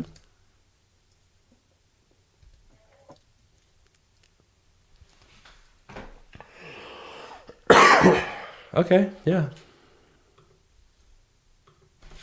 Okay, so that exits. So if we do Mongo shell, and then we do dash dash eval, and open, and we're going to just do all of this.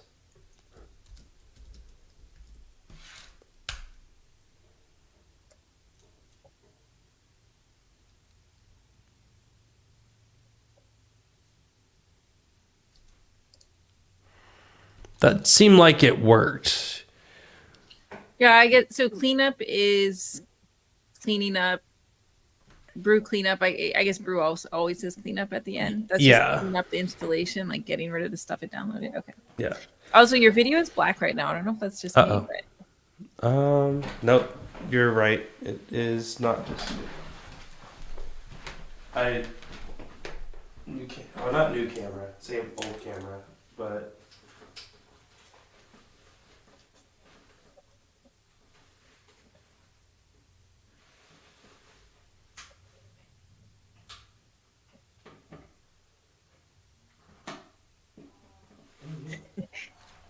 you should just get Aaron to join now. So yeah, Aaron. So to give background for Aaron, the whole thing that brought this on is that we have a great QA team that's going through our we have these 17 app repos, and the repos have instructions on running locally, and this great QA team has gone through and attempted those instructions on a Windows machine.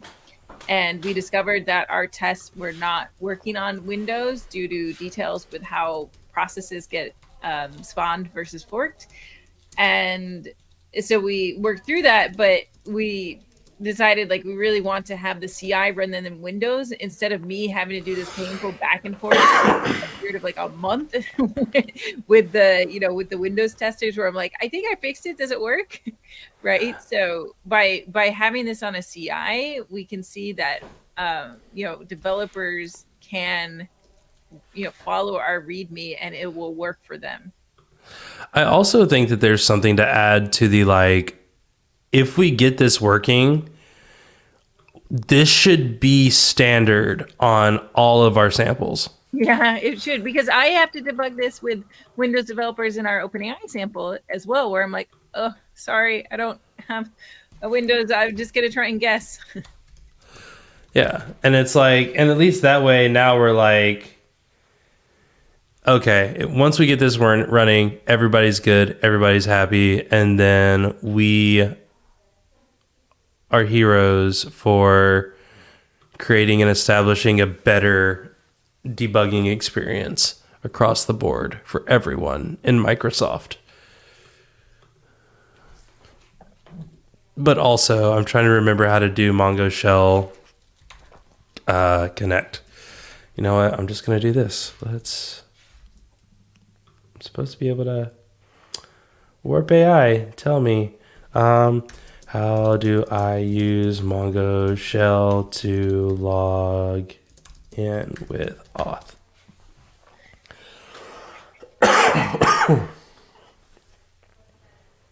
What? Yeah, GitHub Actions is it's like, this is one of the things, like same thing with dev containers. Like dev containers, GitHub Actions, they're great once they're working, but are such a pain to debug just because of the latency of the feedback loop. But that's why Jay is now trying to do this locally, right? Because right now we're working on our Mac OS action, and Jay's on a Mac. Yep. Authentication. Oh, okay. Maybe you don't do -auth. You just do Mongo Shell, U Mongo, P Mongo. I just want to see if it created the account. Authentication failed. Okay. So that's interesting that when we ran the command, it said switch to DB admin and it did the stuff. But then it didn't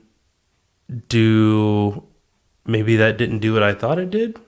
So that one was able to connect to, so you didn't replicate that connection error. Right. But what's possible is that, with like Postgres, where we need to do like a health check I'm wondering, do we need to do a health check? Because here you're trying to immediately, right? You're trying to immediately run something on it in the CI. So that's something that's different between, a CI and local, where the CI is just a lot faster than you. Missing semicolon. Oh. Use admin. Well, yeah, why don't you just stick a semicolon in there? Because JavaScript, this is JavaScript. JavaScript has this automatic semicolon insertion, um, you know, algorithm, but it's always safer to have the semicolon. Missing still for me. Okay. Wait, what is this? I actually don't even know what this use statement is. It's just go to the admin Okay, this is like a combination table. of JavaScript and not JavaScript, right? Yes. What is quote caret? Oh yeah. No, okay, I see what happened. That's because it literally copied the actual quote. It wasn't supposed to copy the actual quote. Oh, okay. That's what it's trying to do. Yeah. So that ran. If we just do Mongo go to use admin, switch to admin,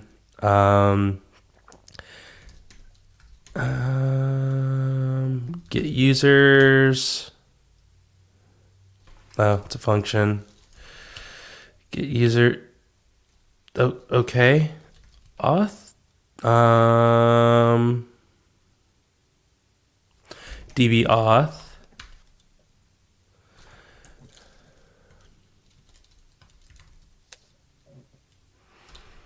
Mongo.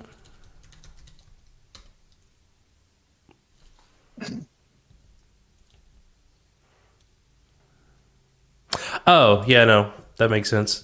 Yep. DB auth. Come on. There we go. Authentication failed. So it says that it works, but it didn't work. Okay, so Mongo. Gonna slide that over so you can see what's happening there. Well, all we see, it says switch to DB admin. It didn't say that it ran the next line. Well, that's what I'm wondering, if there's like an execute thing that needs to happen. This is such a strange syntax. It's really, I really am very new to Mongo, so.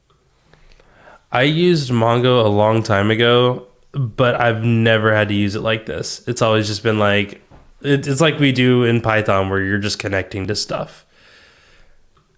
So you're like, oh, I should never have to do this.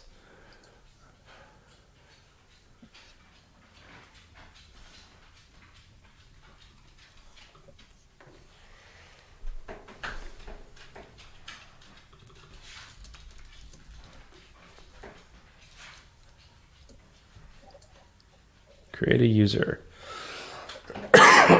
Add new database user.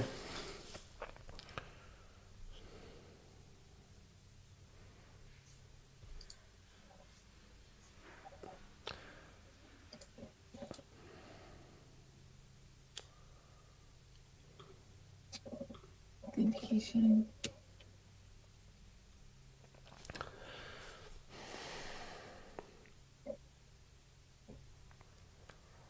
Do you have to have a user to create a user? Like, is it running, but it's not reading an error message because the default doesn't have permission to do it? So what happens when you copy and paste that your code from before, db.createUser, if you copy and paste that directly when you're inside the shell? Because before you like passed it in via eval, I'm just wondering if we're going to get feedback if we run it directly. Like, I don't know if it maybe ignored it or something. You know what I mean? Yeah. I also wonder if the use admin thing is one of the problems as well. I assume admin is a built-in database that has okay, authentication. Yeah. So So just using create user in general requires authentication. Okay. I feel like we have a chicken egg issue here. Nope.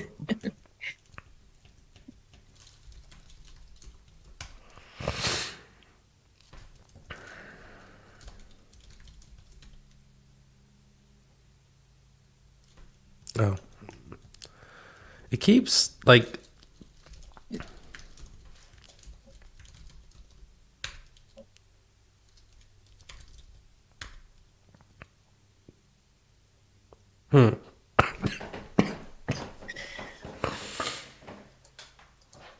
All right, so how do we set this up?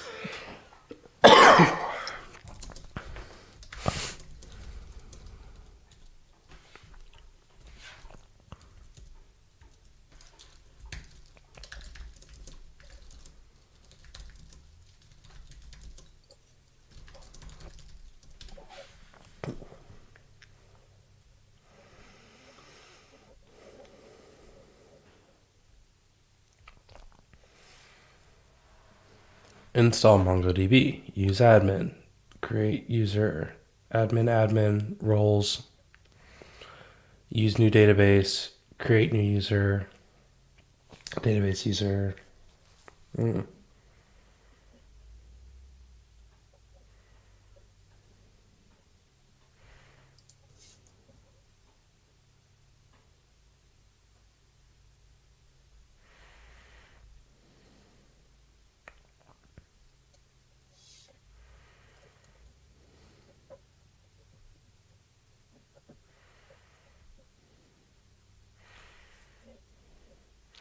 Is there like a Mongo shell front end? Like if I open the browser,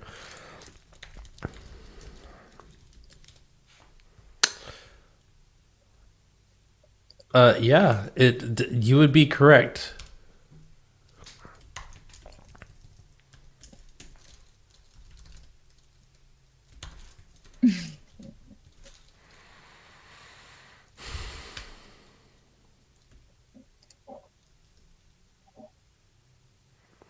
I was hoping that there was a console. Okay, I think I'm looking at the same instructions you did. So we started MongoDB without access control, right? Mm-hmm. We connected to the instance with Mongo. Attempted to create the user. Oh, and then restart. Did you restart after creating the user? I think you did, didn't you? Or did you? Well, because we ran it in eval, so it shut down after that. Oh, did it? Okay. So then we open it again. No, you the Mong. Wait, did the Mong? Oh, you have Mongo? to restart the service. You got to restart Mongod. Mongod. Oh, yeah.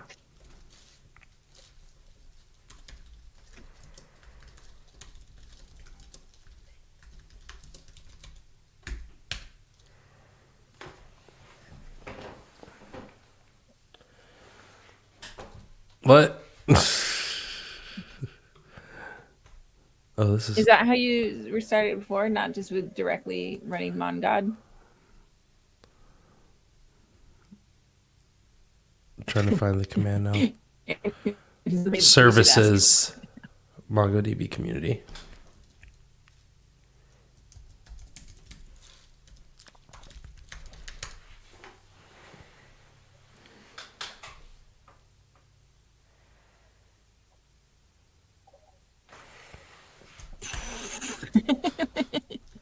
Let's see. Here we go. Successfully started.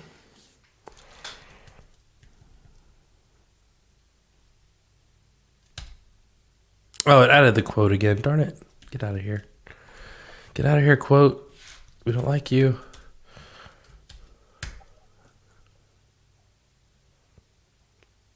Oh, wait. Why did I add it again? I didn't need to add it again. I don't know. I was wondering about that. Okay.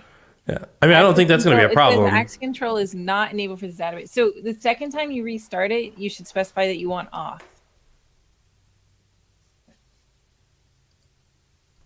Huh. Here, let me link to the one that I'm following. don't know if it's going to work, but.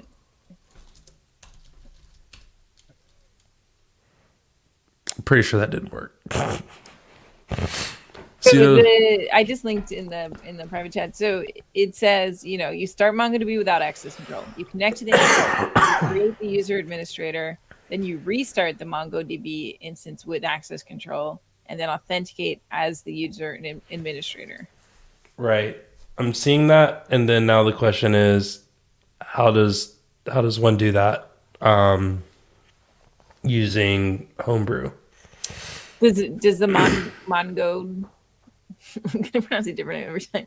Does MonGod not exist on your system? And maybe is, let's see. No. All right. Do I have brew open still? Brew. Okay. Brew. Admin installing. Oh, I don't like people who disable issues on their repos. Because it's like, I feel like you got to have issues on your repo so that you have a single place for people to find other people who have questions about it. It's not meant for them. That's what they're saying. They're saying. Do you think that brew services start MongoDB community takes the same? No, I tried that. Big. Okay.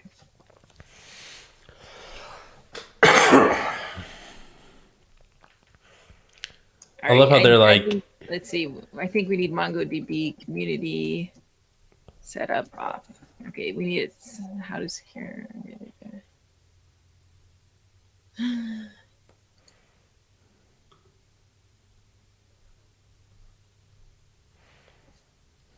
We need it with brew.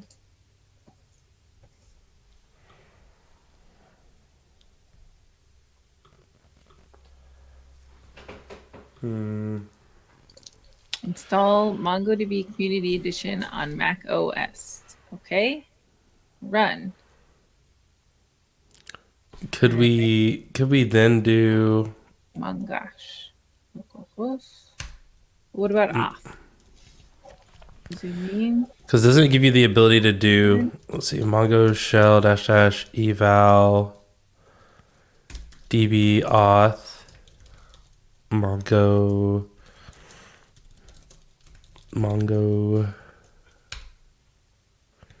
number expected? Oh, yeah, it would help if I actually did like a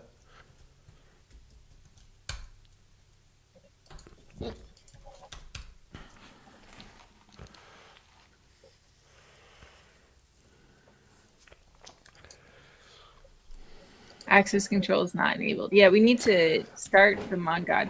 So just looking through the documentation on the MongoDB site, which uses brew. So what does it say? Install brew. Okay, brew tap, brew install. So this is everything we've done so far. The installation includes the following binaries: the MonGod server, the Mongosh sharded cluster query router, and the MongoDB shell, Mongosh. Yeah.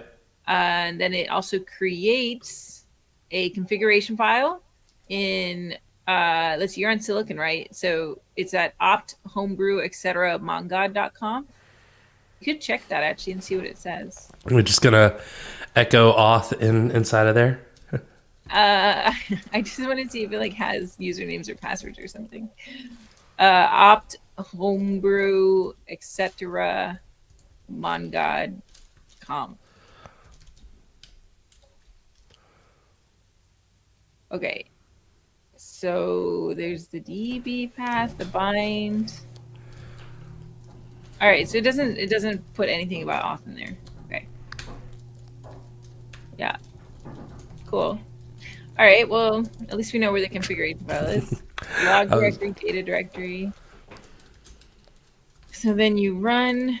Okay, it says you can run it using brew, or it says you can run it as a background process. So I'm surprised that you got MonGod command not found, because it actually does say in the documentation that you can.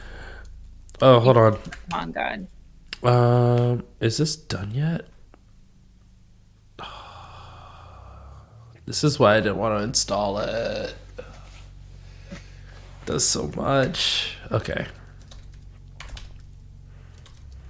Because sometimes with brew, you gotta like.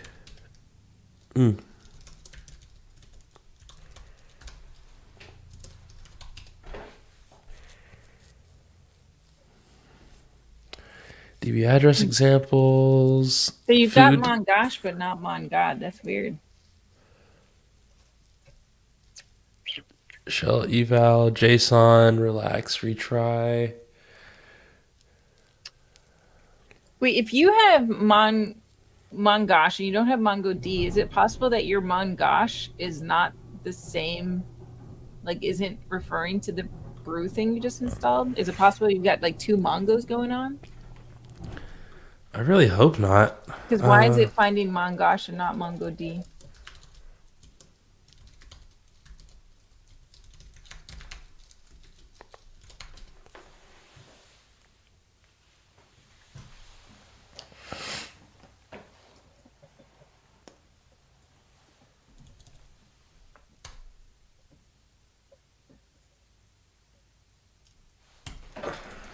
And then if you do Mongosh.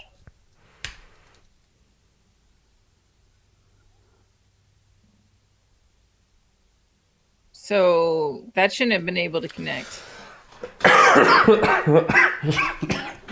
I think you've got a couple Mongos. Why?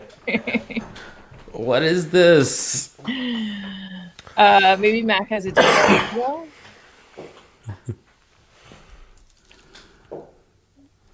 Like which Mongosh? Oh, well. Homebrew. Ruben Mongosh. Is that where the community version would have been?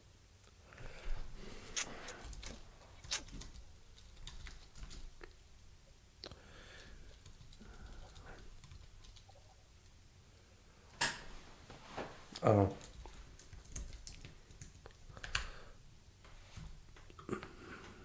What did it do? You could do brew services list.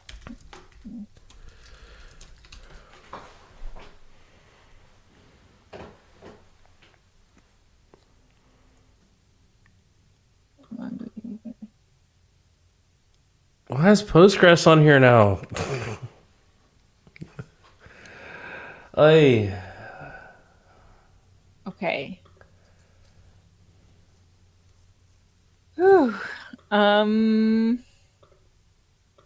also do see a note that sometimes Mac prevents MongoD from running after installation, and you have to, go into your system preferences and allow it. But I think we would have gotten a different error. I think we would have gotten a security error, not a not found error. Yeah, I don't even see like MongoD listed in here as a thing. If we, let's see, I feel like we should like uninstall your where did that Mongosh come from? Okay, do you know why you have Mongosh there? I'm guessing it came from here. Why is it installing? What is it doing? Okay, can you check what's in your local user local bin?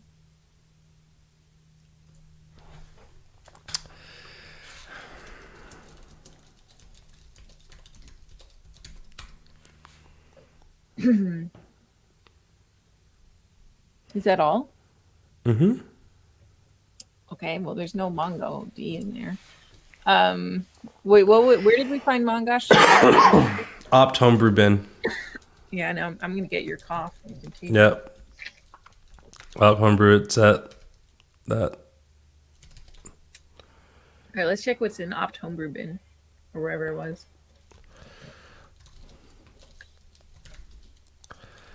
Binaries. Nope.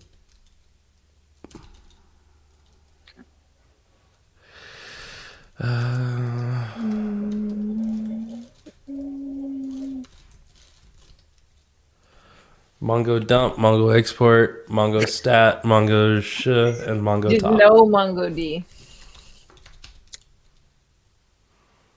Command requires authentication.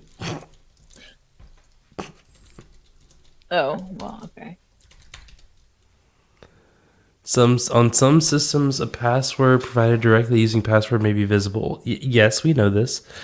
When using a non-external database. Yes, auth source. Oh, what? Auth source is local.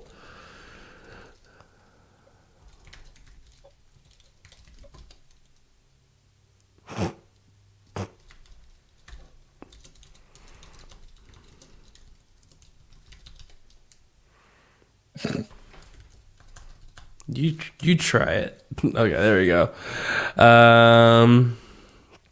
Authentication database, authentication mechanism.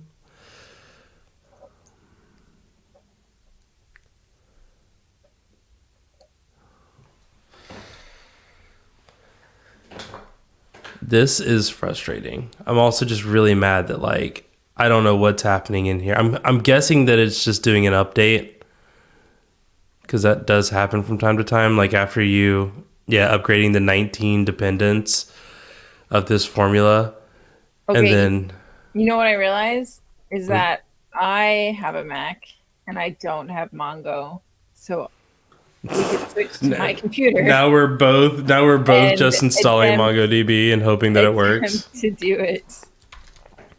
Yeah. I don't know. That's all. I don't understand how you ended up with every Mongo thing except MongoDB. I'm mostly confused on how we.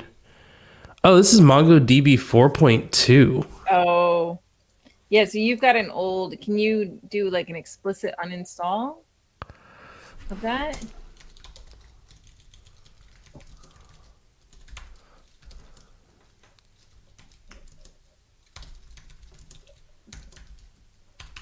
You think it just came with the back? It's weird though. I don't think I have. Oh, I guess I'll check what's in my homebrew. Yeah, run Mongo shell real quick and see what.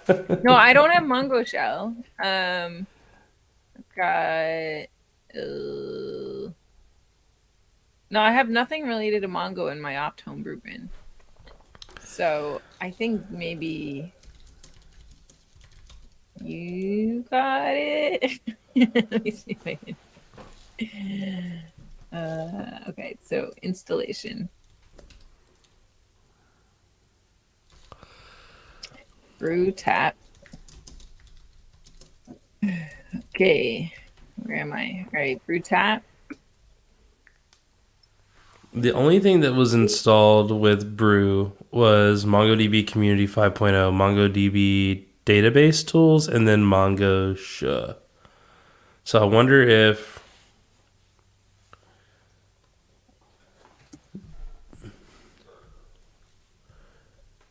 like what?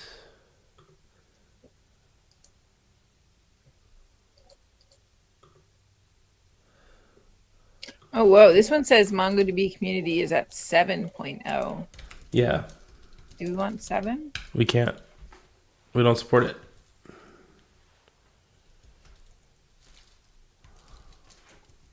No. All right, brew install 5. Let's just check to see if it's running. I mean, why do we not? Yeah, just do that. Brew. Oh, you got to do like all the brew stuff. Oh my goodness, that's annoying.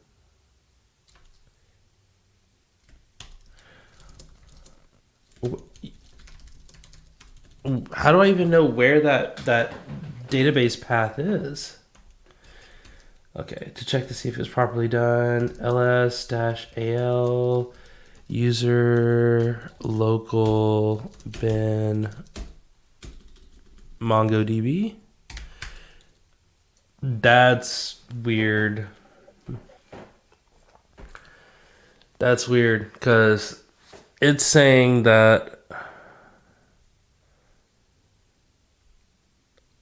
I don't understand how that works because, like I said, I agree with you that like obviously it's connecting to some old version of Mongo, but I looked for the path of where it would be installed, which is in there.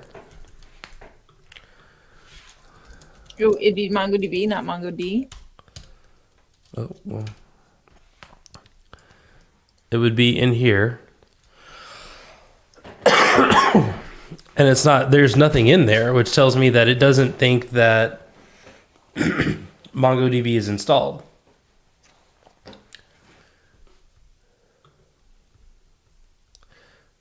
Oh.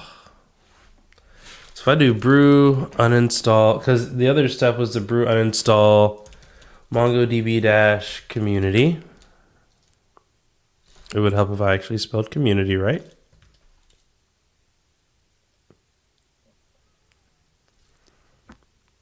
Okay, but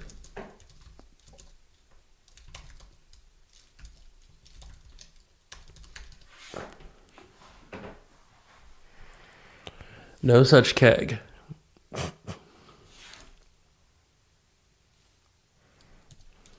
Or I guess you have to give the explicit version, but then you're trying to find the old version, aren't you? 4.2.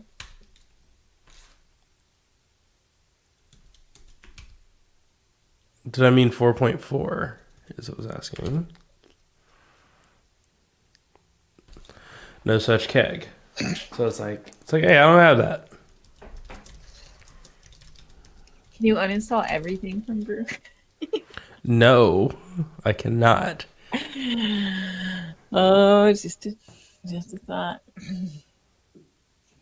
Okay, mine is still, I'm still installing now. I still hate that there are beers in my terminal. I'm not looking at them. They're gross.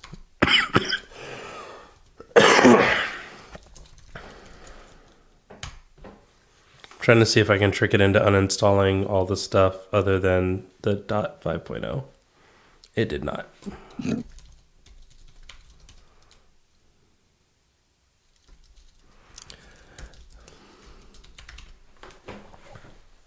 You check.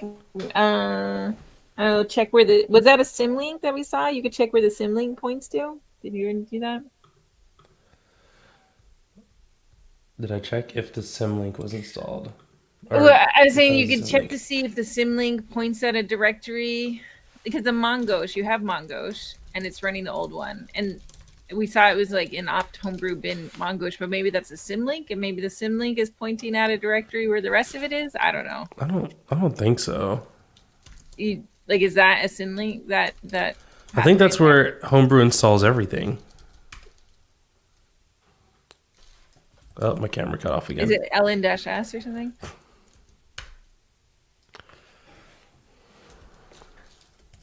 Right, but whether the Mongosh, okay, that's what I was looking for, right? Okay. Where's Mongosh? You went black again. Yeah. Where's Mongosh? I'll just use a different device now.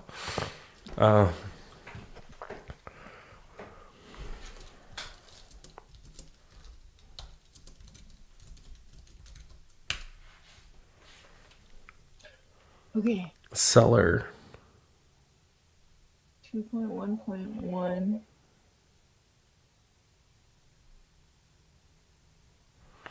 Notice how the Mongo community files aren't in there. Yeah. Yeah, what I just saw, because Mongo just installed on mine, and it is 2.1.1. It's the same location. Maybe Mongosh hasn't changed. Or maybe that is the recent Mongosh. I just don't know why it's. Where is that 4.2 Mongo coming from? Yeah, that's a good question.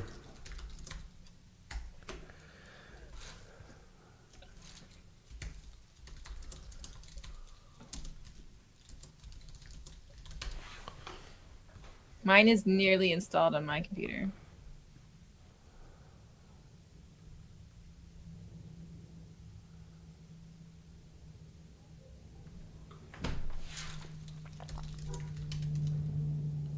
Oh no, that's not what I meant.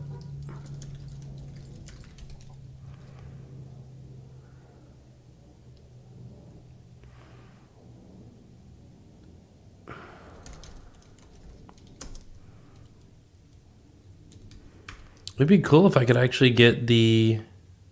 Oh hey, we got it working on the right one now. I don't know why, but it is.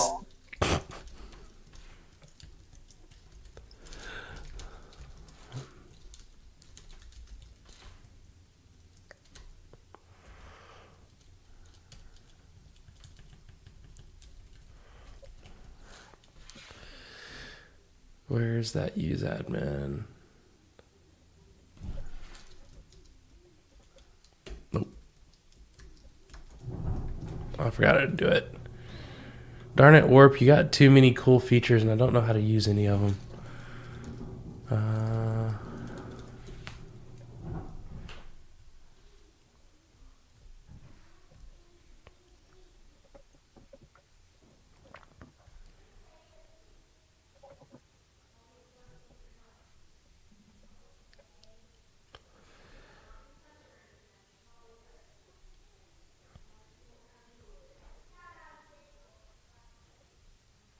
Where is that command? I will just grab it again from VS Code. Where'd it go?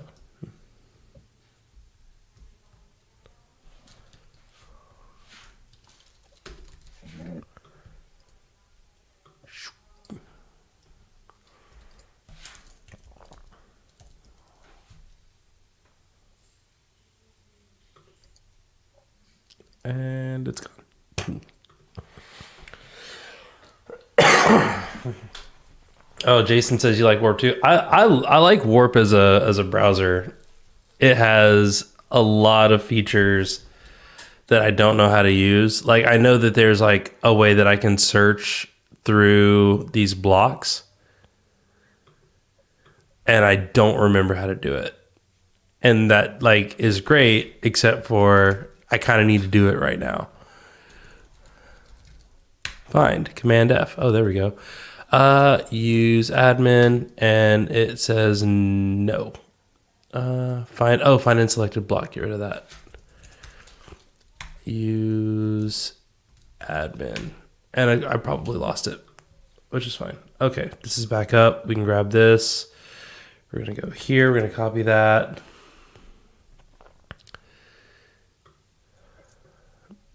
And Mongo shell -- eval that, and then we see what happens. We are using 5.0.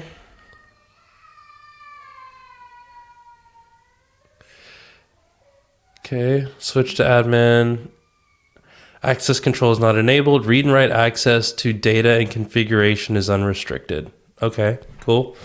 Then we brew services restart. We don't know what the command is to get that back up and running, but at least can we now Mongo auth? MongoD? Are you trying? Do you have MongoD now? Oh, no, you're right. What is Mongo? No, I don't have MongoD, but it should still be Mongo shell. Auth Mongo. A number was expected. I don't understand the idea. Does Mongo has an off option? Okay. I thought so. Because before you were using a vowel. Okay, this is a authentication. Oh, you don't have to pass an authentication. You just yeah. The -- osh was for MongoD. Authentication failed. So this was the same issue that at least we're back to where we were when things were breaking, because this is the exact same error that we got before. So the thing that's interesting to me is I don't know. I wonder, is it because we did use admin and not?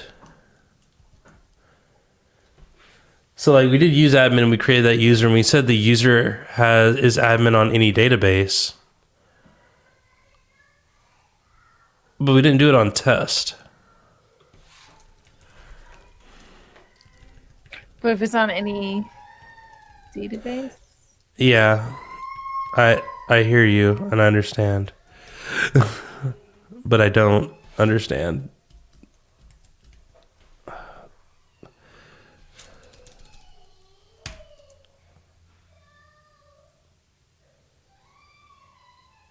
Okay, we actually got an okay that time, which is interesting.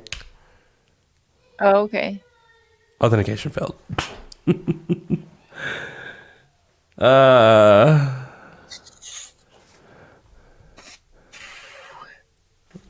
when you haven't used MongoDB in so long. And this, I mean, this just feels like this is not a uncommon problem. Let's see. Oh, mine's still downloading. Okay. What's it downloading now? Oh.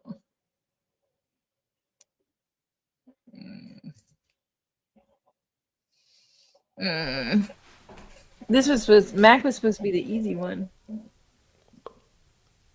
I feel like we need to bring in Mongo expertise. Can we? Okay, I'm just thinking. I don't know. It's feeling a bit tricky. Because it would be nice to. Well, I guess we don't have to bring in the Windows CI as long as we bring in the fix for the Windows tests that we now do know works in Windows. That's actually the important thing. So if this Mongo is taking a while, we can merge the window fixes for the tests, but not necessarily the new matrix. Are we going to have the same problem on the MongoDB ones, though?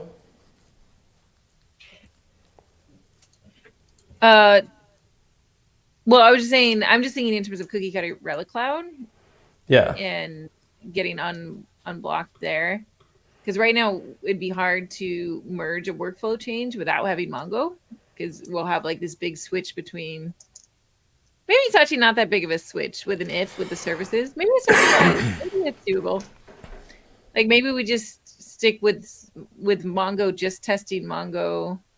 Oh, you're saying that they're not going to be able to run the tests on Windows for Mongo? I don't know if they can run the tests on Windows for Mongo because I don't have Windows and the CI doesn't work. Ah, no. Okay. I love how the problem with this is that the person that's doing QA is on a Windows device and therefore can't do it. However, if we were on Windows devices and we got it working, would anyone have tested it on Mac OS and said, I can't replicate this? Right.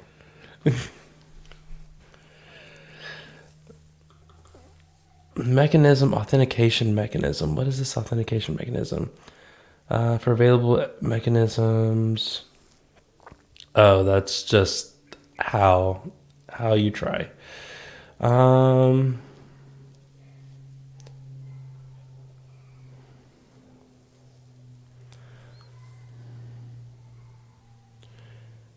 Authenticate after connecting to the shell. Use tests. dbauth. This user.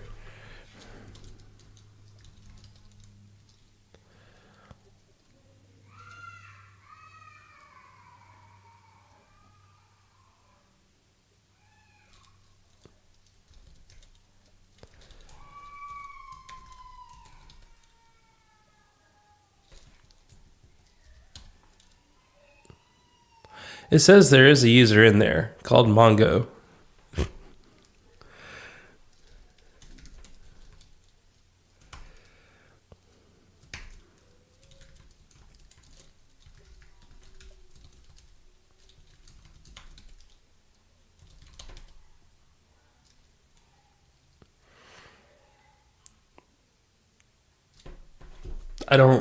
What?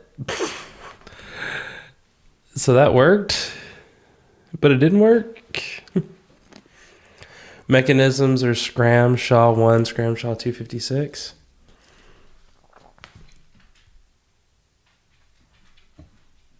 Oh.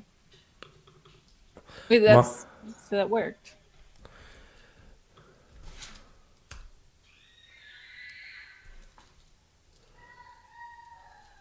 Oh, yeah.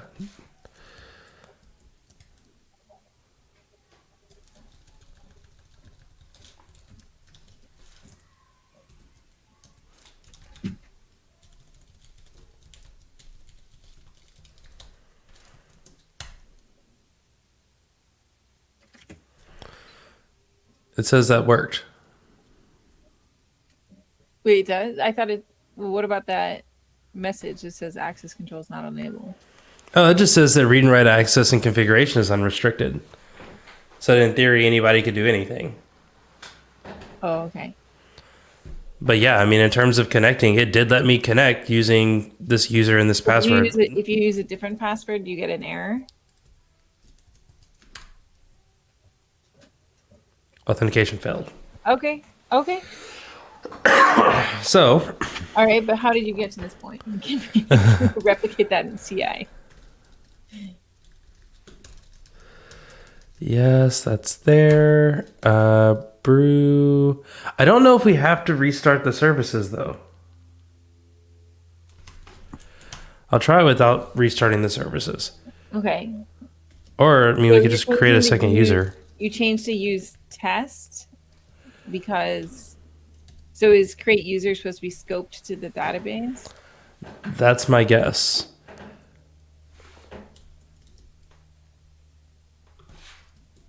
When I did it the second time, that's what I did. And I got the okay. Okay. And then, but we're already in test, so I don't know.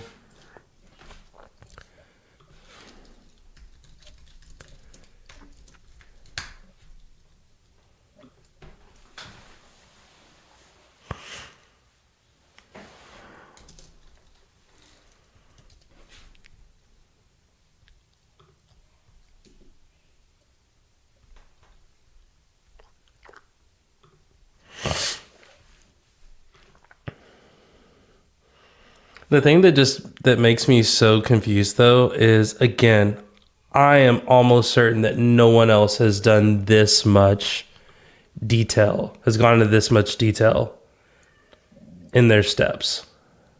And there's so many of these that are already up and running. Yeah. There was one I found. There was that one I found that did... Oh, we still got connection refused. Why do we get connection refused, though? Successfully started.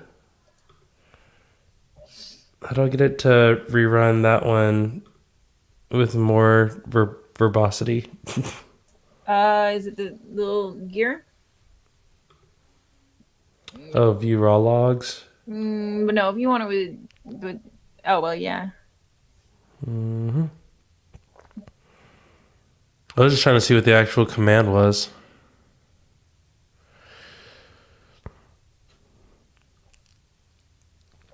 Brew services start.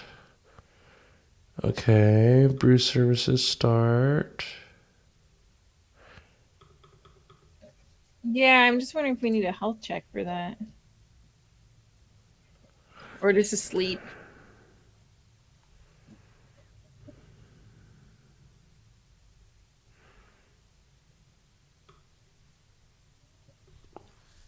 Is it because I didn't enter this full command here?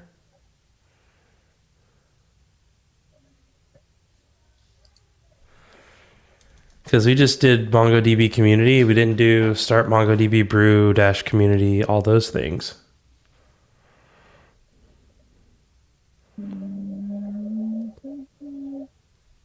Wait, which one are you saying we didn't do?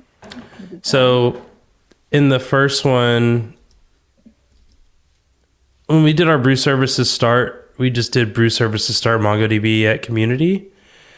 But it was saying that the specific instructions were to run that. Brew services start MongoDB -brew /brew/ MongoDB community. I don't think that's, I mean... Isn't that just an eight? Like, wouldn't that just... That's what... Alias? Yeah, I agree.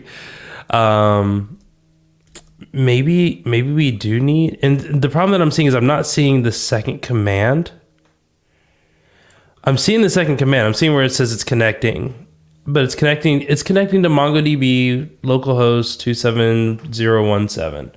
Direct connection true, server selection timeout, all those things.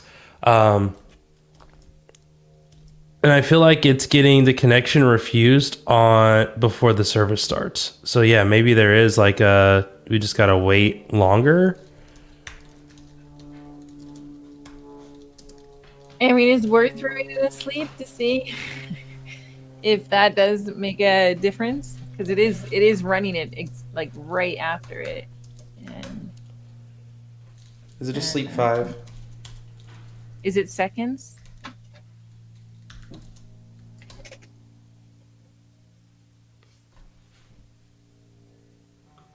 I think it's just sleep 5. Or sleep however long.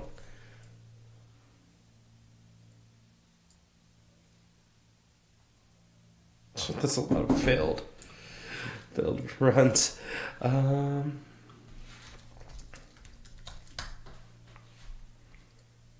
Here, we'll do this just to. I feel bad, so I'm just gonna take those out, and we're only gonna test. Yeah, no, it's good.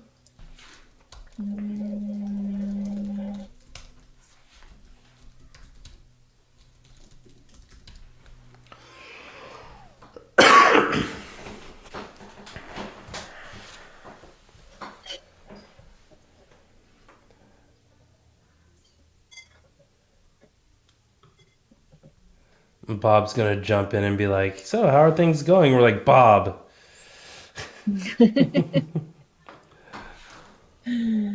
Let's see. Wait until.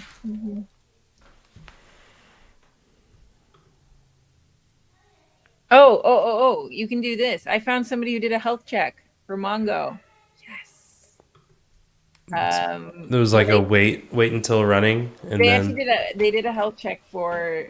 They have it for all 3 things, PG and MySQL and Mongo, but you could just remove the PG and MySQL. So it'd be until Mongo -- eval semicolon do sleep 1 done. This with the sleep? Oh, this is just incorrect. it didn't like the brew services thing. Okay. Oh, because I did brew services. Yeah. Yeah. So if you want, you could try a fancy sleep. I can't type until Mongo eval what? It's okay. Well, I put it in the chat. So until Mongo, they just have just Mongo. Oh, I mean, I guess that's true because it would have to evaluate a blank command. Mongo. It's kind of an interesting way to do it, but it's not Mongosh. So they did Mongo instead of Mongosh. Why would they do Mongo instead of Mongosh? Is Mongo another CLI? How many CLI are there? Mongo. Well, Mongo is the actual. To me, that's like the actual service. But I wonder if that's a different command for a different interface of it.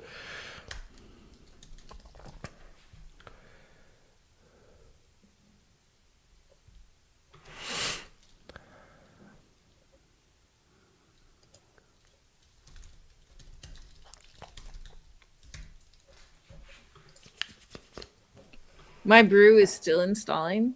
Yeah. I told brew to install one thing, and it was like, wait. Yeah, it automatically updates. Install the universe. It's like, yeah, it just says you haven't done a lot of stuff. Because I boycott brew, but no one else is on my boycott, so I don't really boycott it, and I'm just sad when I use it. So I try not to use it. Why don't you use brew? What's wrong because with it brew? puts beers in my terminal, and I hate beer. Beer's like devil juice. You could do MacPort, I guess. That's well. The problem is everything works with brew. I know that's all. The problem is the tool I didn't want to win. It won. And so why don't you just alias brew and see what happens? Because it still puts emojis. There's stupid beer emojis in my terminal. I don't know how to alias the emojis. Look at it. See that? There's a beer emoji in our CI. Yeah, no one takes me seriously. Jeez. All right. It still didn't like my services command. Are you sure that's the latest? I'm not sure, actually.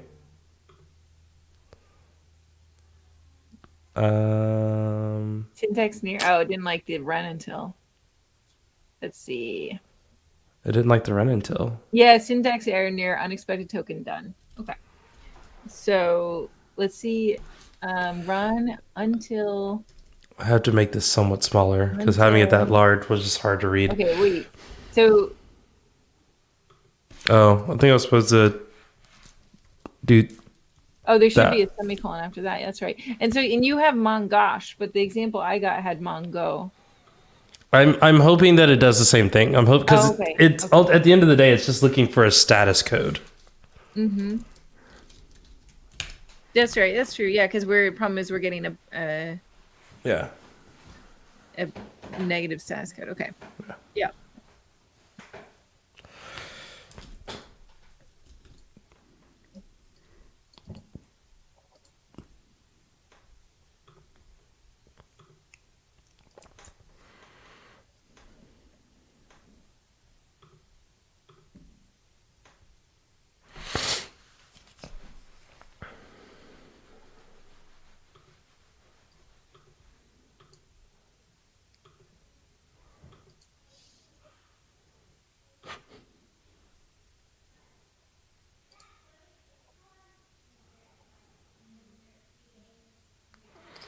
I mean, we could make it quiet.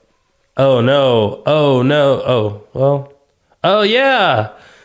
Look at that. Kool-Aid Man. Oh yeah. Ooh, yeah. It's like connection refused, connection refused, connection refused. Okay, we're good. That was it then. It needed a health check. Wasn't that the issue we had like an hour ago? Okay.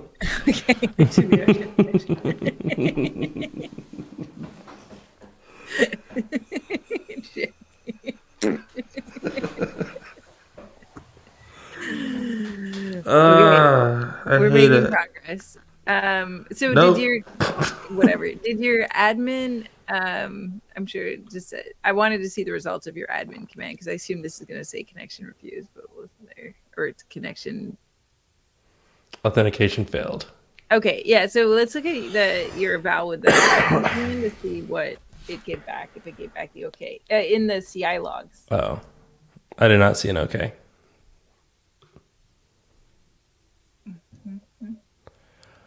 Should we try like a? We started. Okay, go down. I want to see the command.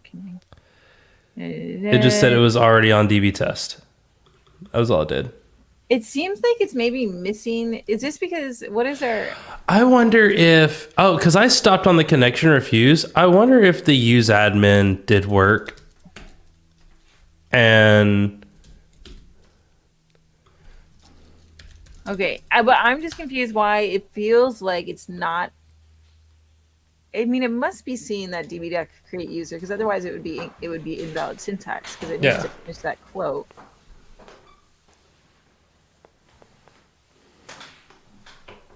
Because it feels like it's not, but it does feel to me like it's not executing that create user. Yep.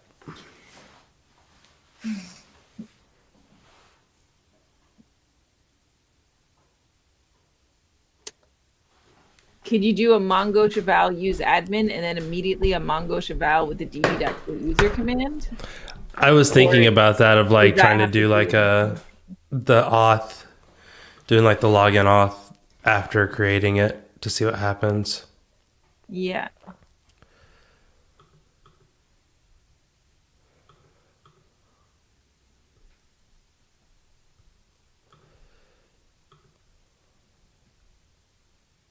right, let's look at that. Start MongoDB.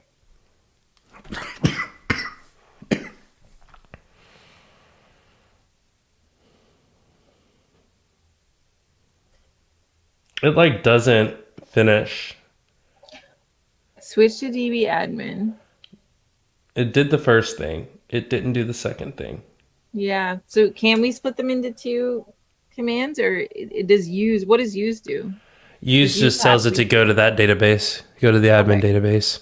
And so if we split it into two commands, would that then mean it wouldn't use that database for the second command? You'd have to go back. Eventually you would have to go into that database.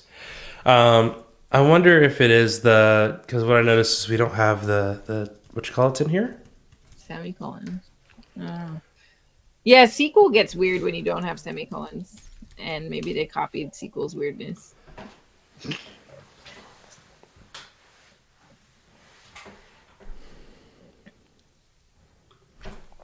I just want to make sure that my username and password were the same, right? Mongo test. Yeah.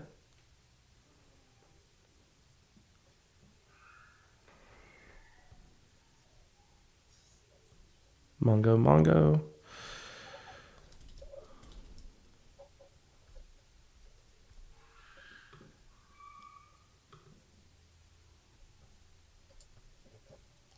So many commits.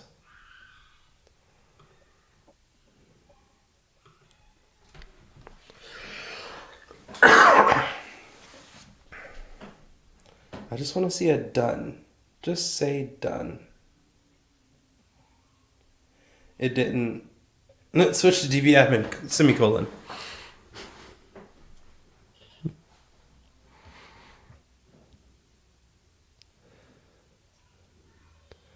So then there is the question of, do we have to restart the service to get it to work for the user? Oh, yeah. Wait, did it work? I'm sorry, I missed it. I didn't see it yet. It's not done yet. I'm just doing some marketing for my workshop tomorrow. Oh, nice. Workshop tomorrow. The FlashCon workshop. Oh, that is tomorrow, isn't it? It's tomorrow, yeah. And your talk's on Saturday. What time am I supposed to be there? Whenever I told you to be there. You didn't tell me to be there. I think you're at 8 a.m. Right? 8 a.m. Pacific. Okay, so you're right before me. So you are 16 UTC. So 16 UTC in PT is 8 a.m. 8 a.m. Okay. PT. And I'll be at 9 a.m. PT, and we can just babble between the talks. My talk also ended up being 35 minutes. I think that's just a good length for a talk. It's just a good length for a talk. Yeah.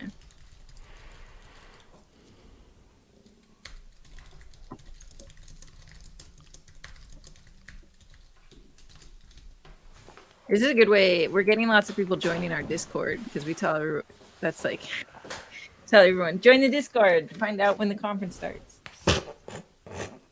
So our Discord's blown up. Everyone's in Palette's Discord. I have family in town though, which was why I was like, okay, I'm gonna step away, do my thing, like do the talk thing, and then as soon as it's done, I'm gonna be like, okay, this was great, thanks, bye. Bye. I'm gonna play back my video, which by the way, I learned that PowerPoint video is not that great. Like recording slides over a PowerPoint? So what I did was I used the built-in recorder thing to get timings down. Oh, there's a built-in recorder. Okay, I don't know. Yeah. But the problem is every time there's a transition, the camera like fades out with it and then it pops back in. So it's like I'm gonna disappear for 1 second. I'm back. And I was like, this just feels weird, but also I am way too lazy to like re-record all of those individual spots again. And I want my animations to exist. So therefore, you're just going to get these weird, awkward transitions every time. But I did, the meetup yesterday went really well. People were very... They liked it. I tried something.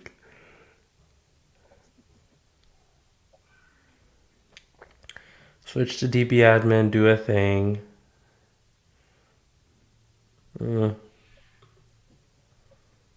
Still, same authentication issues.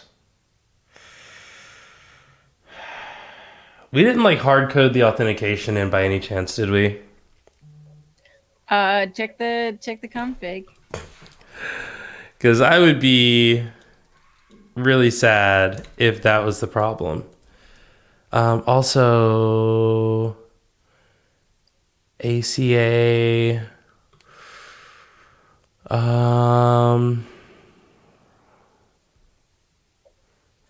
I don't see a world where we would have done that, but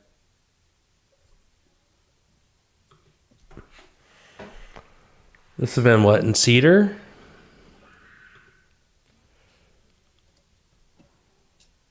Models, or is it in it? It could be in any of these.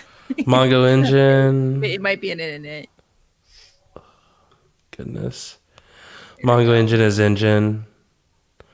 I just want to make sure we didn't like hard code like so app.config.get. This is in Flask. Okay, so it's in so where do we specify the database URI? Config. That's production. Okay. Auth source admin. That's not. I don't think that's a problem. Okay. This part though, and we use these values. MongoDB host, username, password, database port. That looked right. Yep. Okay.